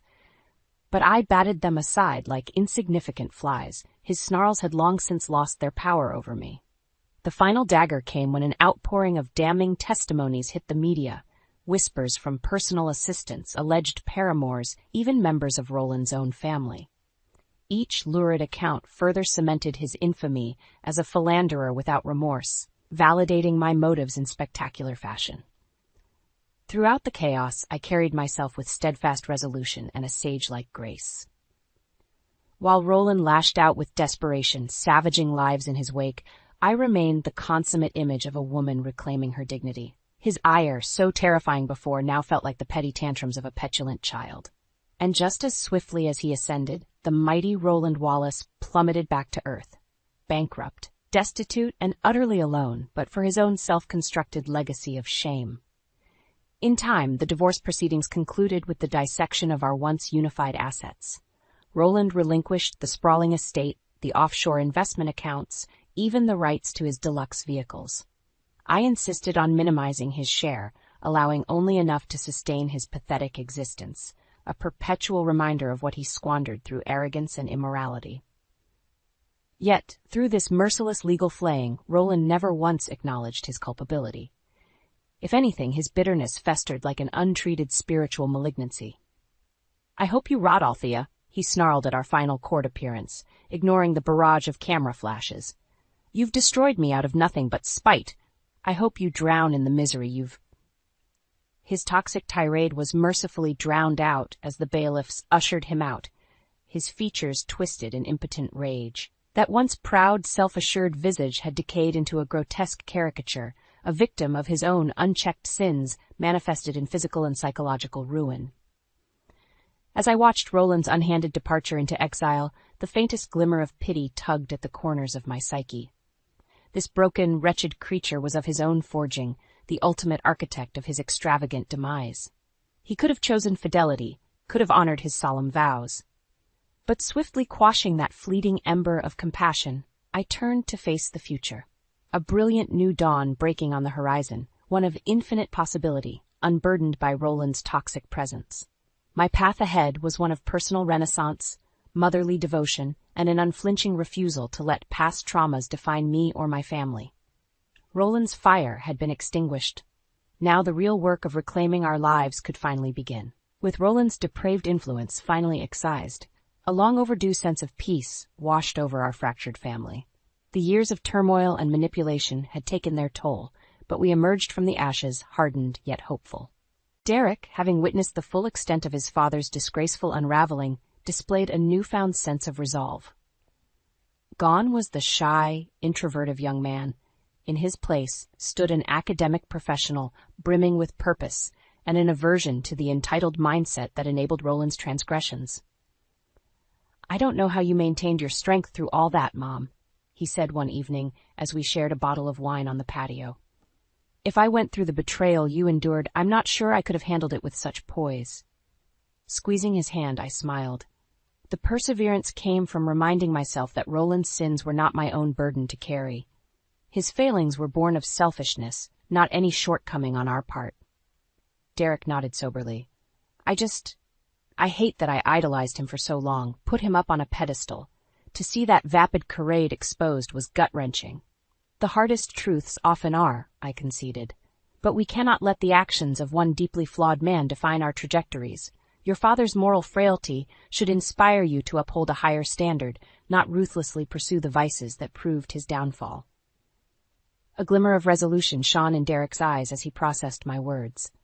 In that moment, I realized the harrowing saga had irrevocably shaped his worldview, instilling uncompromising values while tempering the more self-destructive obsessions that corroded Roland's soul. If Derek represented the hope for masculine redemption, Lily embodied the radiant resilience that could only blossom from hardships endured. The once timid, uncertain young woman emerged vibrant and self-assured, embracing her passions with a palpable zeal. "Boys, parties, social status, none of that matters anymore," she declared during a heart-to-heart shortly after her high school graduation. "After witnessing Dad's pathetic denouement, I know what's really important, forging your own identity through achievements that genuinely enrich lives." Her gaze was clear, focused, unencumbered by the adolescent insecurities that plagued so many of her peers. we get one spark of existence to illuminate this world. I don't intend to waste it chasing mirages of fleeting validation. In that moment, I swelled with a mother's pride, realizing Lily had distilled a wisdom far exceeding her years, a gift born from the searing crucible that was our shared trauma. She was not a victim absorbing the callous doctrine of her father, but a powerful elixir tempering the toxic lessons of his moral frailty. And what of me? In the aftermath of our collective liberation, I refocused my energy into enriching the community around me. Speaking engagements, counseling services, outreach initiatives, all designed to provide a guiding light to those negotiating the treacherous tides of infidelity and its consequences. My story resonated deeply, the once denigrated wife emerging as a pillar of strength through justified retribution. I became living proof that even the most harrowingly traumatic betrayals could be alchemized into redemptive gold. The infidelity support group I founded accumulated a devoted following, including defiant spouses seeking righteous emancipation and chastened paramours atoning for their own descent into temptation. "Your courage showed me the light," one young woman confessed through grateful tears. "Because of your example, I gathered every shred of proof and exposed my deceitful husband. I've reclaimed my dignity, my future." Such testimonies made every anguished step along this harrowing journey worthwhile. The shadow Roland once cast over our family had dissipated. Replacing it shone a brilliant new dawn, one of principled resolve, achievement, and the empowering truth that personal short-sightedness need not dilute our collective radiance. As I looked back over the tumultuous path that led us here, I realized the stabbing pangs of betrayal had long since given way to a bone-deep sense of kismet. Our anguish paved the road to rebirth, a permanent severance from the toxic cycles enabling Roland's depravity. In the end, his greatest sins catalyzed our most monumental triumphs, an emancipation more fulfilling and absolute than he could have ever comprehended through his veiled existence. The old Althea, subservient, naively devoted, she was dead, entombed alongside my disgraced husband's legacy. In her place rose the radiant phoenix, mother, warrior, inspiration. An intrinsic force of nature as humble as it is formidable, no longer defined by the sins of a broken man, but the virtues emanating from the family he once shattered. Our new dawn had arrived, and I basked in its infinite potential, with the hard-won satisfaction of the miraculously redeemed. I clutched the phone, my fingers trembling as I replayed the voicemail for the third time. Marley's voice, usually so full of life, was tinged with panic. "Aunt Eileen, please help me. Rick, he's—" A sharp scream cut her off, followed by the unmistakable sound of a struggle. Then silence. I sank into the worn armchair, my mind racing. Marley, my bright-eyed, fearless niece, was in trouble. The ominous message had come from Rick's house, where she was staying while attending the university in the city. Something was very wrong. I glanced over at my father, dozing peacefully in front of the TV. At 68 years old, he relied on me more and more these days, and I couldn't bear the thought of leaving him alone. But Marley needed me. I had to go. Grabbing my car keys, I hurried out the door, my heart pounding. The drive to the city felt endless, each mile filled with dread. What had happened to Marley? Was she hurt? Scared? I couldn't bear the thought of her being in danger. As I neared Rick's neighborhood, my stomach churned. I'd always sensed something off about my brother-in-law, even before my sister's untimely death 3 years ago. His detached demeanor and controlling behavior had always rubbed me the wrong way, but I'd never imagined he could be capable of harming Marley. Pulling into the driveway, I rushed to the front door, pounding frantically. "Marley? Rick? Are you there?" Silence. I tried the handle, locked. A sinking feeling settled in the pit of my stomach. Something was very, very wrong. I rushed around to the side of the house, peering through the windows. The living room was dark, but I could see Marley's bedroom light on upstairs. Without hesitation, I grabbed a rock and shattered the glass of the kitchen window, wincing at the loud crash. I climbed inside, my heart racing as I made my way up the stairs. "Marley?" I called out, my voice trembling. "Marley, are you here?" I pushed open the bedroom door, and my breath caught in my throat. The room was in disarray, the bedding tossed aside, a lamp smashed on the floor, but Marley was nowhere to be seen. "Marley!" I shouted, panic rising in my chest. I searched the other rooms, my mind spinning with horrific possibilities. Where was she? What had happened? As I stood in the hallway, unsure of my next move, a floorboard creaked behind me. I whirled around to see Rick emerge from the shadows, his face twisted in an unsettling grin. "Looking for someone, Eileen?" I recoiled, my hands clenching into fists. "What have you done with Marley?" Rick chuckled, the sound sending a chill down my spine. Now, Eileen. I'm sure dear Marley is just fine, although I can't say the same for you." Before I could react, he lunged forward, his hands closing around my throat. I gasped, clawing at his grip as the world around me spun. Panic surged through me, but I refused to give in, to let Marley down. With a burst of adrenaline, I drove my knee into his groin, and he released his hold, doubling over in pain. I stumbled backwards, my lungs burning, and fled down the stairs, my only thought to get help and find Marley. As I raced to my car, one terrifying question echoed in my mind. What had I unleashed? My heart pounded as I peeled out of Rick's driveway, tires squealing. I had to get help. I had to find Marley. The image of Rick's twisted grin and the feel of his hands around my throat played over and over in my mind. What was he capable of? I gripped the steering wheel tightly, trying to steady my shaking hands as I dialed the police. After several rings, a dispatcher answered. "I need help," I blurted out. "My niece is missing, and I think my brother-in-law is involved." The dispatcher asked a series of questions, her voice calm and measured. I struggled to provide clear details, the panic welling up inside me. "Please, you have to send someone right away," I pleaded. "I'm on my way to the station now." As I hung up the phone, a horrible thought occurred to me. What if Rick had already done something to Marley? My stomach churned at the possibility. I had to get there first, had to find her. Pulling into the police station, I raced inside, desperate to speak with someone who could help. The officer at the front desk eyed me warily as I described the situation. "We'll send a car over to check it out," he said, his tone dismissive. "In the meantime, I'll need you to file a missing persons report." I stared at him, dumbfounded. "A missing persons report? My niece is in danger and you want me to fill out paperwork?" "Ma'am, I understand you're concerned, but we have procedures to follow." He held up a hand. "An officer will be dispatched shortly. In the meantime, please have a seat and we'll get the report started." Frustration bubbled up inside me. How could they not see the urgency? I opened my mouth to argue, but a familiar face caught my eye. "Jamal!" I rushed over to the young journalist who was just leaving the station. "Thank goodness you're here. I need your help." Jamal's eyes widened as I recounted the chilling voicemail and Rick's threatening behavior. "This is big, Eileen," he said, his brow furrowed. "I'll do whatever I can to help." "Please, Jamal, you have to convince them to send someone to Rick's house right away," I pleaded.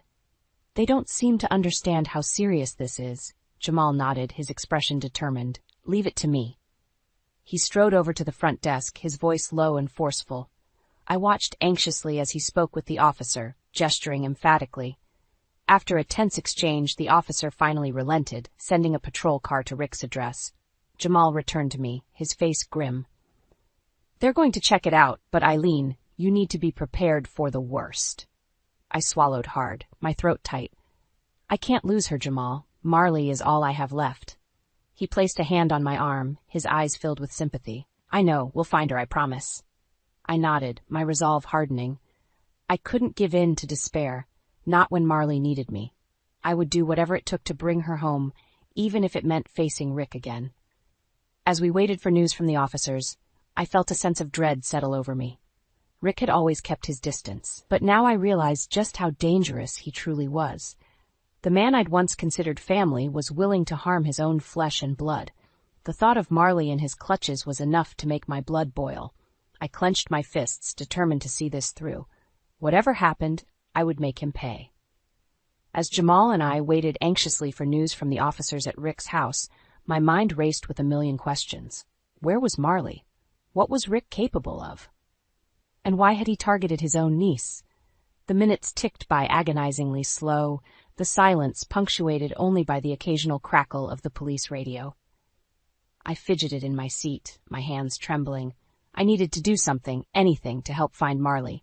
Finally, the officers returned, their expressions grim. "We found signs of a struggle in Marley's room, but no sign of her or your brother-in-law," one of them reported. "We'll put out an APB and continue the investigation." I felt my heart sink. That's it? You're not going to do more? I demanded, my voice laced with desperation. The officer shook his head. I'm sorry, ma'am, but without more evidence, our hands are tied. We'll keep you posted, but in the meantime, you should go home and try to relax. Relax? How could I possibly relax when my niece was missing? I opened my mouth to protest, but Jamal placed a hand on my arm, his eyes pleading with me to stay calm. Thank you, officers, he said smoothly. We appreciate you looking into this. If there's anything else we can do to assist, please let us know. As the officers left, I turned to Jamal, my frustration boiling over. How can they just leave it at that? Marley could be in terrible danger, and they're treating it like a routine missing persons case. Jamal sighed, running a hand through his hair. I know, Eileen, but you have to understand. The police have their procedures, and without more evidence, their hands are tied. We'll have to take matters into our own hands. I stared at him, my brow furrowed. What do you mean?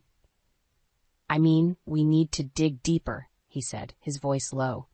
Talk to Marley's friends, see if we can uncover anything the police might have missed. There has to be more to this story than meets the eye. I nodded, my determination renewed. Then let's get started. I won't rest until we find Marley and make Rick pay for what he's done. We headed to the university where Marley had been living with Rick. As we approached her dorm, a group of her friends huddled together, their faces etched with concern. Eileen, we heard what happened, one of them, a girl named Lily, said, rushing over to me. Is Marley okay? I shook my head, my heart aching. I don't know. The police haven't been able to find her. Lily's eyes widened and she exchanged a troubled glance with the others. That's not surprising, she murmured. What do you mean? Jamal asked, leaning in. Lily hesitated, then sighed. Marley's been having issues with Rick for a while now. He's been controlling and manipulative, and she's been trying to get away from him. I felt a knot forming in my stomach. What kind of issues? Financial, mostly, Lily explained. Rick's been exploiting Marley's inheritance, and when she tried to confront him about it, he got angry. That's why she moved out to get away from him. My blood boiled. So Rick had been using Marley for his own gain, even going so far as to cut her off. No wonder she was scared. Do you know anything else? Jamal pressed. Anything that could help us find her? Lily hesitated, then glanced around nervously. Well, there were rumors that Rick was involved in some shady business deals. Marley was trying to gather evidence, but then she disappeared. I felt a surge of hope. If Marley had been onto something, maybe there was a chance she was still alive. We need to find that evidence, I said, my voice firm. Can you help us? Lily nodded, her expression resolute. Absolutely. Marley's like a sister to us, and we'll do whatever it takes to bring her home. As we set out to uncover the truth, I couldn't shake the feeling that we were playing a dangerous game.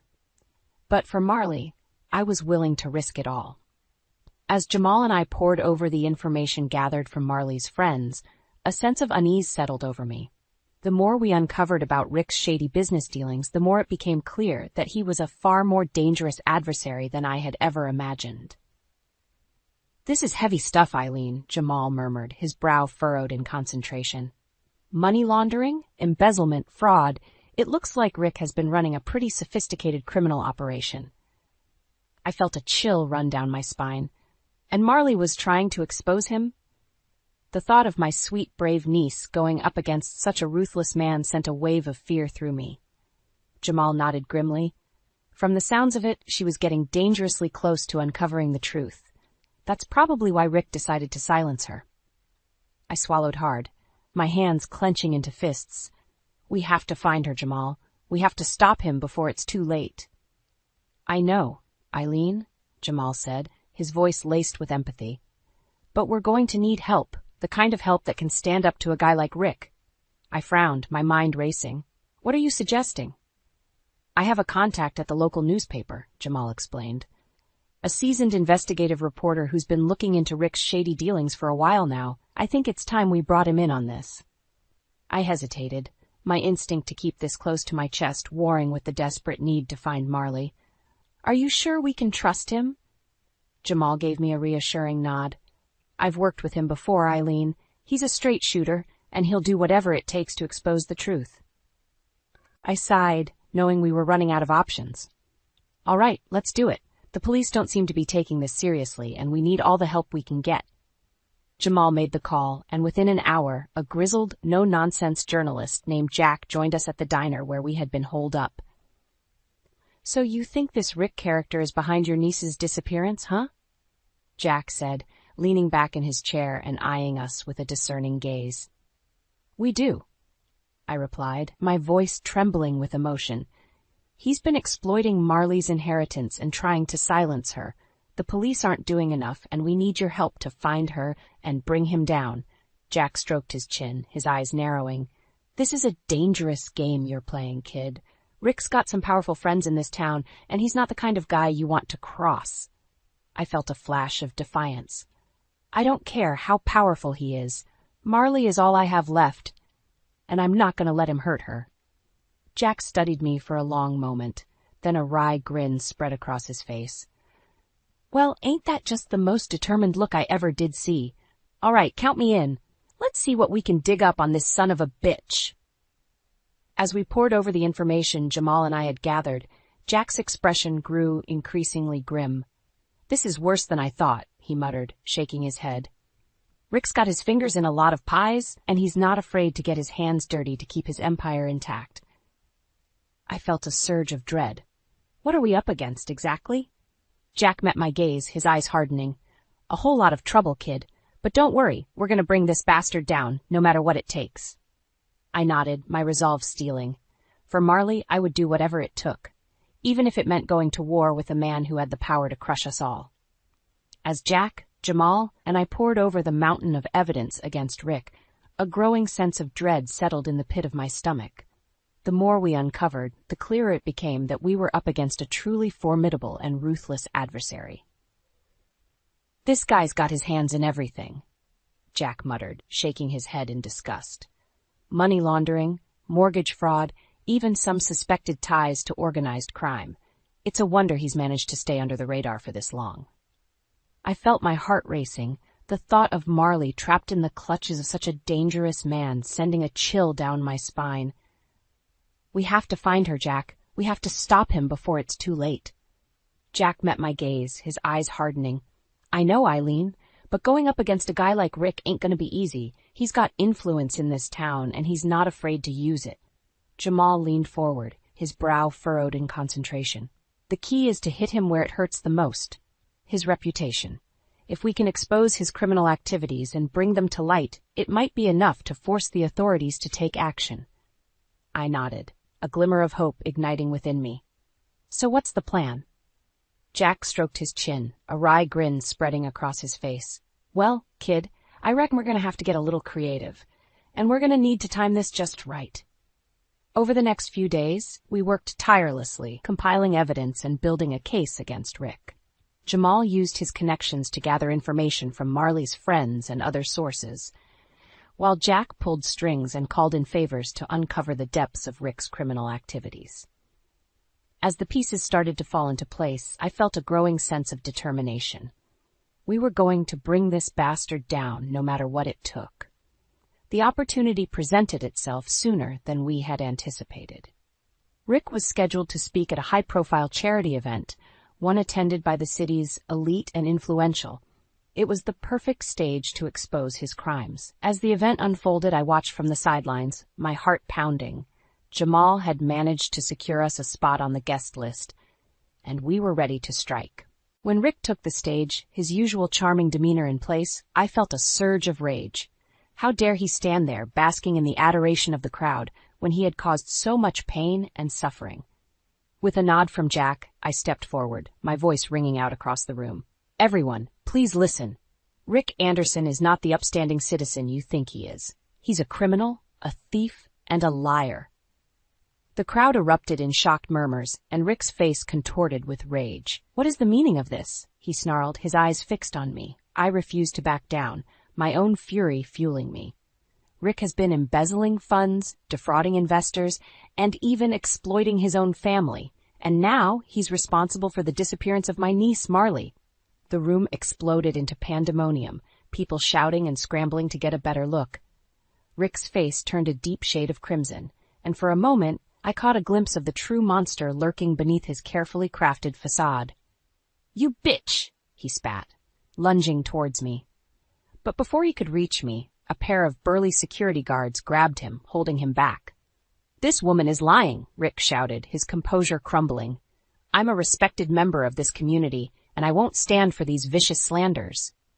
I watched, my heart pounding, as the security guards wrestled a thrashing Rick out of the room. The crowd erupted into a frenzied din, and I knew that the time had come to finally expose the truth. As the chaos unfolded around me, I felt a surge of hope. We were one step closer to finding Marley and bringing Rick to justice. Whatever happened next, I was ready to face it, no matter the cost. The aftermath of my public confrontation with Rick was a whirlwind of chaos and confusion. As the security guards dragged him away, the crowd erupted into a frenzy of shouts and whispers, all eyes trained on me. I stood there, my heart pounding, adrenaline coursing through my veins. I had finally done it. I had exposed Rick for the monster he truly was. But even as the realization sank in, a sense of unease crept up my spine. What had I unleashed? Jamal and Jack were immediately at my side, their expressions tense. "That was risky, Eileen," Jack murmured, his brow furrowed, "but it seems to have worked." I nodded, my gaze fixed on the exit where Rick had been dragged. "I had to do it, Jack. For Marley." Jamal placed a reassuring hand on my arm. "We know, Eileen, and now the authorities can't ignore this. They'll have to investigate." I prayed he was right. After all, we had amassed a mountain of evidence against Rick. Surely the authorities would have no choice but to take action now. But as the minutes ticked by, I couldn't shake the feeling that something was off. Where were the police? Why wasn't anyone following up on my accusations? Anxiety gnawed at me, and I turned to Jamal, my voice barely a whisper. "Why isn't anyone doing anything?" Jamal's expression darkened. "I don't know, Eileen, but I have a bad feeling about this." Before he could say more, a familiar figure emerged from the crowd, a sinister grin plastered across his face. Well, if it isn't my dear sister-in-law, Eileen." I felt my blood run cold as Rick sauntered towards us, his eyes glinting with malice. "What's the matter, Eileen?" he taunted, his voice dripping with false concern. "Didn't you think I'd be prepared for your little stunt?" Jamal stepped forward, his body tense. "What are you talking about, Rick?" Rick chuckled, the sound sending a shiver down my spine. "Oh, Jamal, my boy, you should know by now that I have friends in high places. The police aren't coming. In fact, they've been instructed to stand down." I stared at him, horror dawning on me. "You can't be serious." Rick's grin widened. "Oh, but I am, Eileen. You see, I don't take kindly to people trying to ruin my life. And now, thanks to your little outburst, I'm going to make sure you and your little journalist friend pay the price." Before I could react, Rick's hand shot out, gripping my arm in a vice-like hold. I cried out, trying to pull away, but his grip was too strong. "Let her go, Rick," Jamal shouted, his voice laced with fury. Rick laughed, the sound echoing through the stunned silence of the crowd. "I don't think so, Jamal. You see, Eileen and I have some unfinished business to attend to."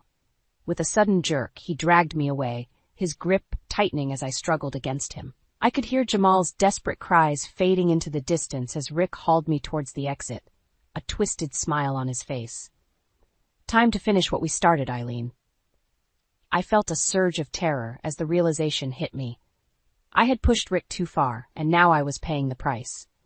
But I refused to give in, not when Marley was still out there, depending on me. As Rick shoved me into a waiting car, I knew that I had to find a way to escape, no matter the cost. I had come too far to give up now. Marley was counting on me, and I wouldn't let her down. As Rick shoved me into the back of the car, panic surged through me. My mind raced, searching for a way to escape, but the thug he had brought with him loomed over me, his expression menacing. "Where are you taking me?" I demanded, trying to keep my voice steady. Rick's twisted grin sent a chill down my spine. "That's for me to know and you to find out, Eileen." I opened my mouth to protest, but before I could speak, the car lurched forward, leaving the chaos of the charity event behind. I gripped the seat, my knuckles turning white as I stared out the window, wondering what horrors awaited me. Where was Marley? Was she even still alive? The thought of my sweet niece in the hands of this monster filled me with a sickening dread. After what felt like an eternity, the car pulled to a stop in a secluded industrial area. Rick and his henchmen dragged me from the vehicle, and I stumbled, my legs shaking from the ordeal. "Welcome to my little hideaway, Eileen," Rick said, his voice dripping with malice. "I hope you're comfortable, because you're going to be staying for a while." I glared at him, refusing to show my fear. "What have you done to Marley?" Rick's eyes narrowed, and for a moment I saw a flash of something that might have been guilt. "Marley is safe for now. As long as you cooperate, that is." I felt a surge of relief, but it was quickly replaced by a renewed determination. "Let her go, Rick. This is between you and me." He laughed, the sound hollow and menacing. "Oh, Eileen, you really don't understand, do you? Marley is the key to everything. I'm not about to let her go, not when she's the only thing keeping me from losing it all." I felt bile rise in my throat as the realization dawned on me. "You're using her, just like you've been using everyone else." Rick's expression hardened. "You just don't get it, do you? This is all about survival. Marley's inheritance, my business dealings, it's all been about securing my future. And I'll be damned if I let some nosy nurse and her little reporter friend ruin it all." I opened my mouth to speak, but the sound of a door slamming cut me off. To my relief and horror, Marley was being shoved into the room, her eyes wide with fear. "Aunt Eileen!" she cried, rushing towards me. I pulled her into my arms, my heart pounding. "Marley, thank God you're all right." Rick watched the reunion with a twisted smile. "How touching. But don't get too comfortable, 'cause we've got some unfinished business to take care of." Marley's grip on me tightened, and I could feel her trembling. "What do you want from us, Rick?" He chuckled, the sound sending a shiver down my spine. "What I want, my dear, is to ensure my future, and that means I can't have you or your aunt interfering with my plans anymore." I felt a surge of panic, my protective instincts kicking in. "You can't do this, Rick. The police are already onto you, and the world knows what you've done." Rick's expression darkened, and in that moment I saw the true monster that lurked beneath his charming facade. "The police? Oh, Eileen, you really are a fool. I told you I have friends in high places, and as for the world, well, let's just say that I have a few tricks up my sleeve." He gestured to his henchman, who moved towards us, a syringe in hand. I tensed, my mind racing, but before I could react, the man lunged forward, plunging the needle into my arm. As the world began to spin, I heard Marley's anguished cries and Rick's laughter echoing in my ears. Then everything went black. I awoke with a pounding headache, my limbs heavy and my mind hazy. As my senses slowly returned, I realized I was lying on a cold, hard surface, my hands and feet bound. Panic surged through me as the memories of what had happened came flooding back. "Marley! Rick! The syringe! Marley!" I cried out, my voice hoarse. A familiar voice answered, laced with relief. "Aunt Eileen, you're awake." I turned my head to see Marley sitting beside me, her eyes shining with tears. "Are you all right?" I asked, my heart pounding. She nodded, her expression tense. "I'm okay, but Rick..." Her voice trailed off, and I felt a fresh wave of fear wash over me. "Where is he?" I asked, struggling against my bonds. "Right here, Eileen," a chilling voice replied. I looked up to see Rick standing over us, a twisted grin on his face. "Glad to see you're finally joining us. What do you want from us, Rick?" I spat, my anger bubbling to the surface. He chuckled, the sound sending a chill down my spine. "What I want, my dear Eileen, is to ensure my future, and that means getting rid of you and your meddlesome niece once and for all." Marley let out a muffled sob, and I felt a surge of protectiveness. "You won't get away with this, Rick. The police are on to you, and the whole world knows what you've done." Rick's expression darkened, and for a moment I saw a glimpse of the true monster that lurked beneath his charming facade. "The police?" he scoffed. "Didn't I tell you, Eileen? I have friends in high places. They're not coming to save you." I felt a chill run down my spine, but I refused to back down. "Then we'll expose you ourselves. The truth will come out, Rick. And when it does, you'll be the one paying the price." He laughed, the sound hollow and menacing. "Oh, Eileen, you really are a fool. The truth? What makes you think anyone will believe you?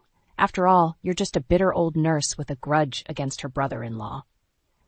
Rage bubbled up inside me, and I strained against my bonds. "You're a monster, Rick, and you'll pay for what you've done." He shrugged, his expression indifferent. "Maybe, but not today." He turned to his henchmen, who had been lurking in the shadows. "Take care of them." The man stepped forward. a sinister glint in his eyes, and I felt a surge of panic. This was it. This was the end. But just as the henchman raised his weapon, the sound of sirens pierced the air. Rick's eyes widened, and he cursed under his breath. "What's going on?" he demanded, his voice laced with panic. The henchman hesitated, his expression uncertain. "I don't know, boss, but it sounds like trouble." Suddenly, the door burst open and a team of police officers flooded the room, their guns drawn. Rick's face contorted with rage as they swarmed around him, cuffing him and dragging him away. "No!" he screamed, his voice hoarse with desperation. "This isn't over." I watched, dumbfounded, as the chaos unfolded around me. How had the police known to come, and where had they come from? Marley's hand found mine, and I squeezed it tightly, relief flooding through me. "It's over, Aunt Eileen," she whispered, her voice shaking. "It's finally over." As the officers untied us and led us to safety, I felt a weight lift from my shoulders. Justice had been served, and Marley was safe. But the cost had been high, and I knew that the healing process would be a long and difficult one. Still, as I looked at Marley's face, battered but unbroken, I knew that we would get through this. Together, we would rebuild our lives and move forward, stronger and more resilient than ever before. For now, the darkness had been vanquished, and the light of hope shone brightly once more. The faint glow of dawn seeped through the bedroom curtains as I slowly awoke. Groggily, I reached across the sheets, expecting to find Martin beside me, but instead found his side of the bed empty and growing cold. Strange, he's usually still sleeping at this hour unless... A soft creak from the closet grabbed my attention. I stilled my breathing, feigning sleep, as Martin emerged tiptoeing towards the bedroom door. He was already fully dressed in one of his crisp suits. "Martin," I called out, my voice laced with confusion. "Where are you going so early?" He froze, cursing under his breath before turning to face me with a tight smile. "Morning, hon. I've got an early meeting with a new client, that's all. Important deal I can't afford to miss." My eyes narrowed at his vague explanation. Martin was usually so forthcoming with details about his real estate dealings. "At the crack of dawn? That's unlike you." "Yeah, well, this guy's an eccentric type. Wants to meet at some scenic overlook to discuss listing his property at sunrise." Martin shrugged as if it were the most normal request. "Gotta do what the client wants, right?" I pursed my lips, mulling over his words but deciding not to press further for now. As a freelance editor, I know better than anyone how to read between the lines, and the nagging uncertainty clouding Martin's tone spoke volumes. With a quick kiss that felt more obligatory than loving, Martin hurried out, the front door clicking shut behind him. I remained in bed, my mind spinning as suspicion took root. When had he last worked so hard to impress a client? Ever since those shady real estate investors had swept into town, buying up prime properties left and right, his deals and our income had become inconsistent at best. Yet just last week, Martin had surprised me by putting a down payment on the dream home we'd been saving for. He claimed to have struck a lucrative deal with a big client. At the time, I was so delighted by the prospect of finally escaping our cramped apartment that I didn't think to question the details. But now, on the heels of his strange disappearing act, unease churned my stomach. I flung off the covers, determined to investigate. If Martin thought he could lie straight to my face, I would equip myself with the truth, no matter how painful. The smell of fresh coffee beckoned from the kitchen as I shuffled in, sleep still weighing heavily on me. I moved towards the counter where Martin's phone lay abandoned and quickly scooped it up.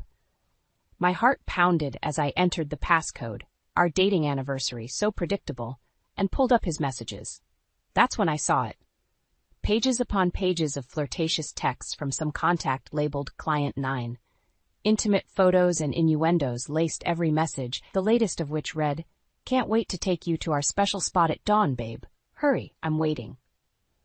The phone slipped from my trembling hand and clattered against the tile as tears stung my eyes. How many nights had Client 9 lured Martin away under the guise of shady business deals? Why had I been so blind? No, I wouldn't be the fool any longer. Whoever this Chris was, I vowed to uncover every last detail about their insidious relationship with my husband.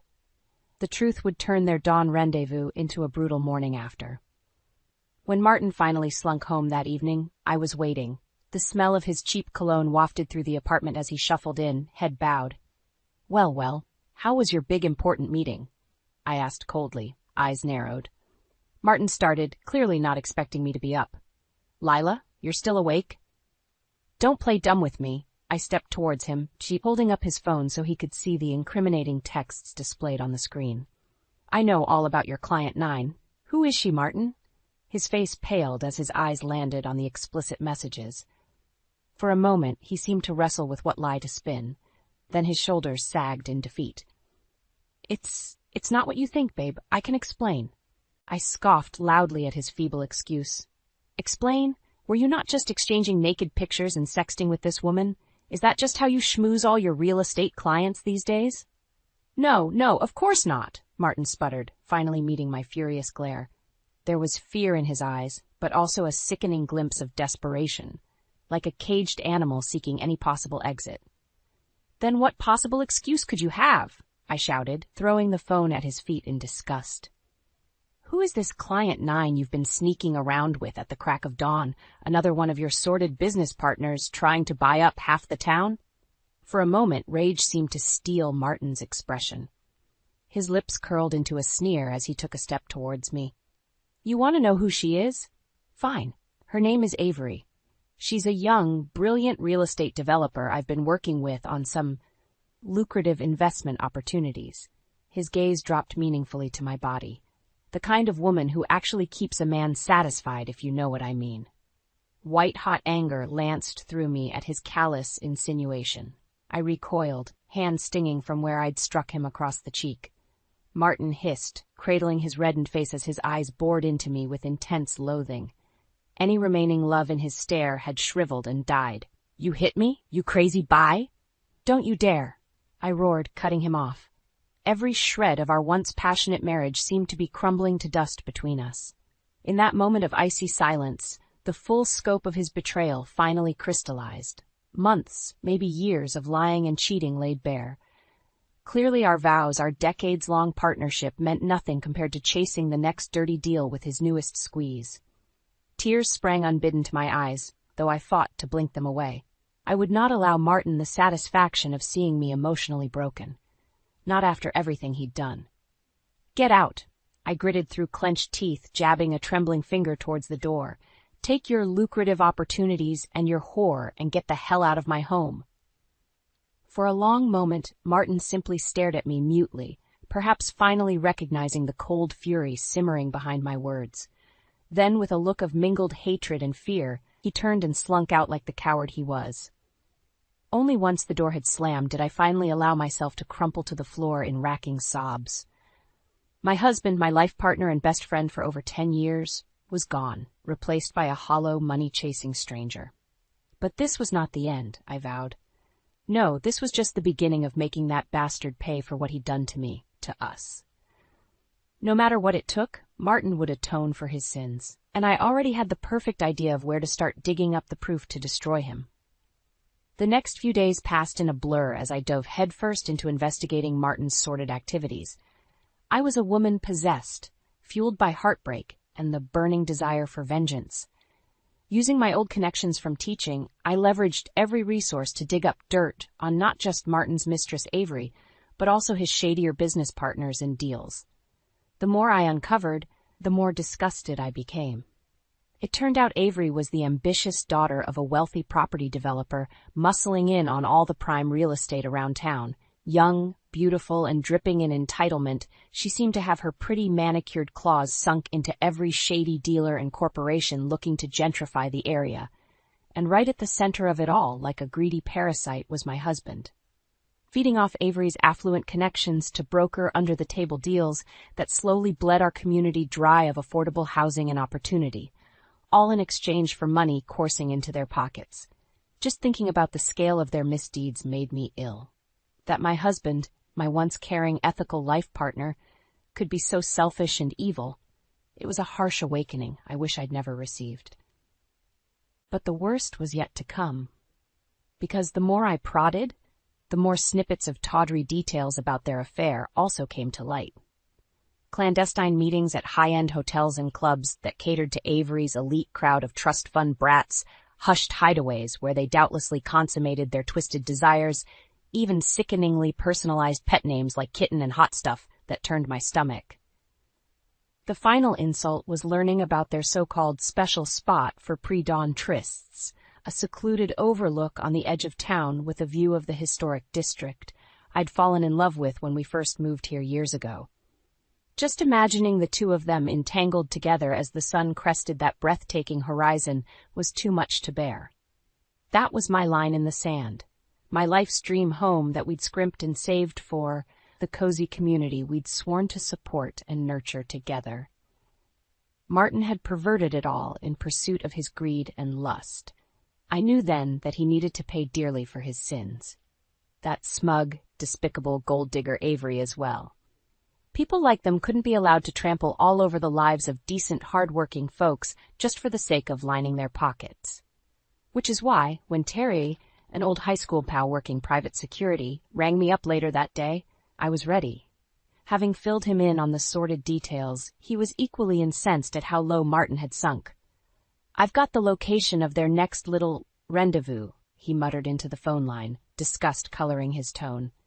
"If you want to catch the lovebirds in the act, just say the word and I'll make sure we're there." My jaw clenched at the thought of witnessing their intimacy with my own eyes. But I knew I needed undeniable proof of Martin's treachery to truly make my case, to bring his whole sordid charade crashing down once and for all. "Do it," I said simply, surprising myself with the cold vengeance in my voice. "I want to see the bastard burn for what he's done." Terry exhaled heavily. "You got it. I'll text you the details." As I hung up, I could feel the craving for revenge throbbing like a possession deep within me. Soon, very soon, Martin and his good-for-nothing mistress would reap what they'd sown tenfold. And I would be there to personally ensure it happened, no matter how ugly the truth became. The next few days were a whirlwind of carefully laying the groundwork for my revenge. I was like a woman possessed, my burning desire for vengeance against Martin fueling my every move. Step one was gathering as much indisputable evidence as possible of his infidelity and dodgy business dealings. Terry pulled through in a big way, using his security contacts to help me obtain incriminating documentation, phone records, bank statements, even surveillance footage from some of the hotels where Martin and Avery had their sordid trysts. As the damning pile grew, so too did the churning in my gut at the sheer extent of Martin's lies and betrayal, but I refused to let heartbreak or nausea deter me from my path. This was about justice, pure and simple. Next, I addressed the financial side. If I was going to serve Martin his long overdue karmic comeuppance, I needed to be financially untethered from him. Thankfully, in my editing work, I'd cultivated a network of lawyers well-versed in high-stakes divorces. One lunchtime meeting was all it took to set the wheels in motion. "Here's what we're going to do," Rachel, a pit bull of a divorce attorney, stated bluntly as she pored over the evidence. "You lay low, keep gathering anything and everything you can implicate that sleazeball with. In the meantime, I'll get all the paperwork drafted for a no-contest divorce filing." "No contest?" I balked, anger flaring within me. "Are you kidding? After all he's done, that lying, cheating sack of shit should be left destitute on the street." Rachel held up a calming hand, unruffled by my sudden outburst. "Easy there, killer. Just trust me on this one. File no contest first to get the ball rolling. Once we're in court, that's when we bury the bastard under an avalanche of proof about his misdeeds." Her icy smile then was one of pure predatory confidence. "By the time I'm done with Martin, he'll be lucky if he can afford a cardboard box under an overpass." I couldn't help but smirk back, some of the weight lifting from my shoulders. With professionals like Rachel taking up the cause of securing my future, bringing Martin to his knees was beginning to feel like an inevitability rather than just wishful thinking.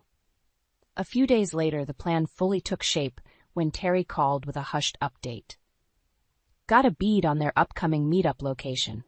The Topaz Grand Hotel downtown this Friday night. Deluxe suite and everything."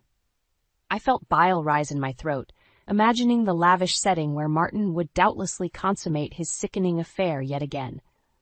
All while lying, smiling to my face about working hard for our future family. "We'll be there," I said with conviction. No more suspicions or accusations. It was time to catch that bastard red-handed once and for all. They're not going to know what hit them. Terry chuckled darkly. You got that right. I'll get the gear prepped to, appropriately document the occasion when it goes down. Good. They're going to regret the day they ever crossed me. I could almost see the smirk in Terry's tone. Sure, hope that sleazeball lawyer is ready to go full scorched earth once we hand over the, production materials from this sting. A savage grin split my lips as realization set in. By this time next week, the plan for annihilating Martin's entire pathetic existence would be an unstoppable force. Don't worry, I replied with feral certainty. Once the truth comes out, there won't be a soul alive who'll want anything to do with him or his whore ever again. My fist clenched hard enough to leave marks as visions of their imminent downfall danced before my eyes. The heartbreak, the betrayal, the sordid crimes. Soon, oh so very soon, Martin and his mistress would pay for every last sin 1,000-fold. No mercy. No turning back until total, righteous vengeance had been achieved. Friday night arrived with the weight of a looming storm. I could feel the electricity in the air, that tense sense of anticipation before everything goes to hell. Fitting, given the Category 5 reality check I was about to unleash on Martin and his mistress. Terry picked me up in an unmarked van, the back already kitted out with an array of audio-video gear and a bank of computer monitors.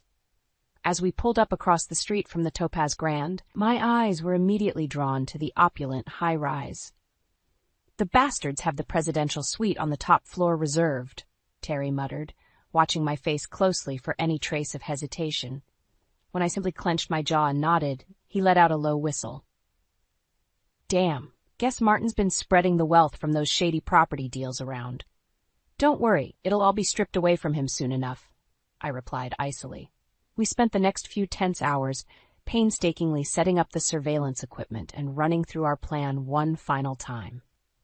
As the evening crowds thinned out on the street, Terry's voice suddenly crackled over the comlink. Got eyes on the lovebirds entering the lobby. My stomach clenched as I peered out to see Martin striding through the revolving doors in a pressed designer suit, hand in hand with a gorgeous young woman I could only assume was Avery. She looked every inch the pretentious socialite trophy in a skin-tight cocktail dress and dripping in gaudy jewelry. Copy that, I replied, throat dry. We're going in hot in 5. Moments later, Terry and I burst from the van, sealed in low-profile tactical gear, body armor, tinted helmets, the full 9 yards to avoid being immediately recognized. From there, it was a whirlwind of dodging hotel security and stunned patrons as we slipped inside and blitzed our way up the service elevators to the top floor. My heart pounded like a jackhammer as we reached the ornate double doors to the suite.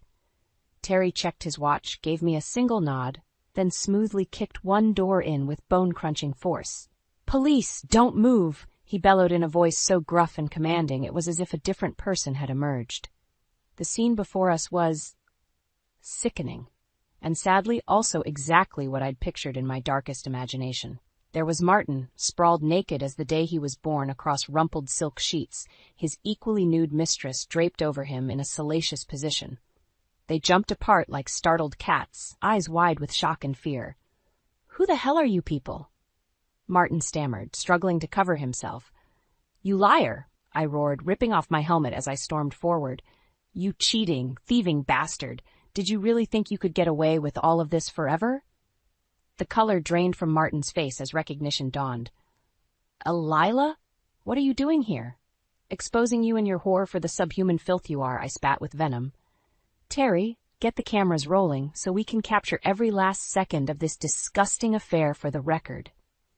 Terry grinned like a wolf and produced a camcorder, the blood-red recording light blinking as he slowly swept the lens across the den of sin we'd uncovered. Avery whimpered, clutching the sheets feebly in a pathetic attempt to cover herself. Wait, Lila, please. Martin scrambled off the bed, stumbling towards me with wild, pleading eyes. This isn't what it looks like, I swear. Everything I've done was for us, for our future. Future? I laughed, a bitter bark of contempt. What future did you possibly think we could have after betraying me like this? Sleeping with this 20-something gold digger behind my back for God knows how long. Avery flinched as if struck at the insult, opening her mouth to protest only for Terry to rudely jam the camera in her startled face. You don't get to speak, sweetheart. Not after willingly spreading your legs for a lying, cheating sack of scum like Martin here. Smile pretty for the camera, though. I'm sure the footage will look great on the evening news. That certainly shut her up, fresh tears pooling in her eyes as she hunched miserably under the weight of her shame and disgrace. Heart racing, I rounded back on Martin with fire in my eyes. You want to talk futures? Then how about this? Once I take this irrefutable evidence of your infidelity straight to my lawyer's office Monday morning, our marriage will be over. Done. Finished. Martin's throat bobbed as he visibly paled. No, Lila, honey, please just let me expla. I don't want to hear another word out of your lying mouth, I shouted him down, wincing as my voice cracked with the force of my fury. You've swindled me, our community, even the freaking planet with all your greed and corruption for the last time, you bastard. Terry loomed over my shoulder, silently training the camera on Martin's stricken face. You're done, I hissed through clenched teeth. And God help me, I'll make sure you lose every last ill-gotten penny to your name once the courts get a hold of the evidence we've stacked against your slimy ass. Maybe jail time, if I'm lucky. As if to drive home the point, Terry shifted and angled his camera lens down Martin's petrified body, the crimson recording light bathing his shame in bloody hues. Nothing to say now, big man? Terry sneered. No last quips about how your little sugar baby there keeps you satisfied? Go on, tell the camera what a great investment of an affair she turned out to be. Martin could only sputter wordlessly, all traces of ego and arrogance shattered. He was finally seeing the beast he'd awoken in me, and there would be no escaping its wrath. Lip curling in disgust, I turned away and headed for the exit. Consider yourself officially served divorce papers, Martin. Don't worry, I'll make sure you two love rats have plenty more appropriate accommodations set aside soon enough. With that parting shot, I was gone, leaving the sniveling, broken remains of my cad of a husband to fully understand just how profoundly he'd destroyed everything we'd once held dear. The street outside was a blur as Terry and I hastily made our escape, his gleeful laughter ringing in my ears. Between the rock-solid documented evidence and Martin's own self-incrimination, the battle to secure my vengeance had just been won in one fell swoop. The war for his total ruin, however, had only just begun. Over the next several months, I waged a merciless one-woman war of attrition against Martin and the pathetic remains of his shattered existence. The first salvo came mere days after the events at the Topaz Grand, when I strode into Rachel's office and unceremoniously dumped an encrypted hard drive filled with the irrefutable video evidence of Martin's affair onto her desk. My God almighty! The normally stoic lawyer muttered as she scrolled through sample clips, her expression wavering somewhere between sickened and delighted. I've represented some lousy bastards in my time, but this is a new low even for scumbags. Can you use it to bury him? I asked calmly. I want that whole empire of slime he's been building through insider real estate deals brought down on his head. Rachel flashed her trademark predatory grin. Oh, honey, you just leave that worthless sack of crap to me. With this, she gave the hard drive a gentle pat. Martin won't even be able to afford the cardboard box I joked about before. I'm talking complete, utter, scorched earth professional and financial ruin.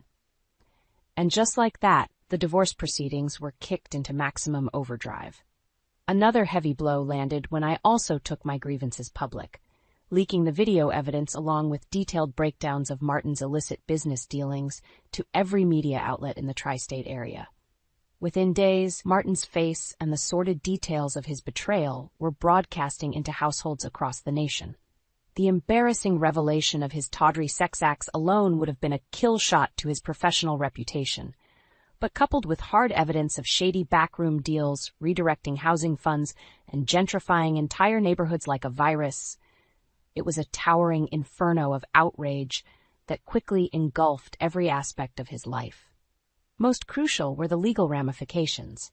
The deluge of information I'd provided opened the floodgates for a tidal wave of lawsuits, criminal indictments, and civic investigations that swiftly set upon dismantling every corrupt piece of Martin's real estate empire. Meanwhile, Avery was quickly tossed aside like a used rag once her involvement went public and she lost any shred of usefulness to Martin's ambitions. The poor, naive girl was left only with the shame of being characterized as a brainless socialite mistress chasing rich older guys. One by one, every property deal, investment portfolio, and business relationship Martin had cultivated crumpled to dust under the scorching judgment of litigation and public scrutiny. All his material wealth bled away in a relentless barrage of legal fees and back payments levied by the karmic justice system. The final, most personally satisfying death knell came when Rachel called to triumphantly inform me that the courts had ruled overwhelmingly in my favor on the divorce settlement. "Congratulations, Lila. We just relieved that swindling lowlife of every conceivable penny and asset he ever scammed his way into owning." I sat in silence, digesting her words, all the fury and grief finally coalescing into a strange sense of resolution. "So that's it then?" I asked at last. "He's going to be left with nothing?" Rachel chuckled darkly on the other end. "That's an understatement. Let's just say even the most generous of homeless shelters wouldn't take Martin in once I'm done burying him under the financial crater we just detonated on his head." For the longest moment, I felt absolutely nothing. No joy, no lingering resentment, just stillness. The emotional storm fueling my quest for payback had well and truly passed. "Good," I said simply before politely ending the call. Then, for the first time in what felt like an eternity, my shoulders slumped as the weight of my turmoil finally lifted. Martin was no more. Just an unpleasant speck of cosmic debris drifting aimlessly through the void of his own making. He had willingly sacrificed everything, his marriage, dignity, career, and future, on the altar of depravity and greed. All that remained was to leave him there, powerless as the fires of consequence raged all around. I was free. Free to move on and live a life unmarred by his betrayal. Free to pursue joy and fulfillment once more, if I so chose. Whether Martin managed to escape that blazing hell of his own making or not no longer mattered. My personal demon had already been slain.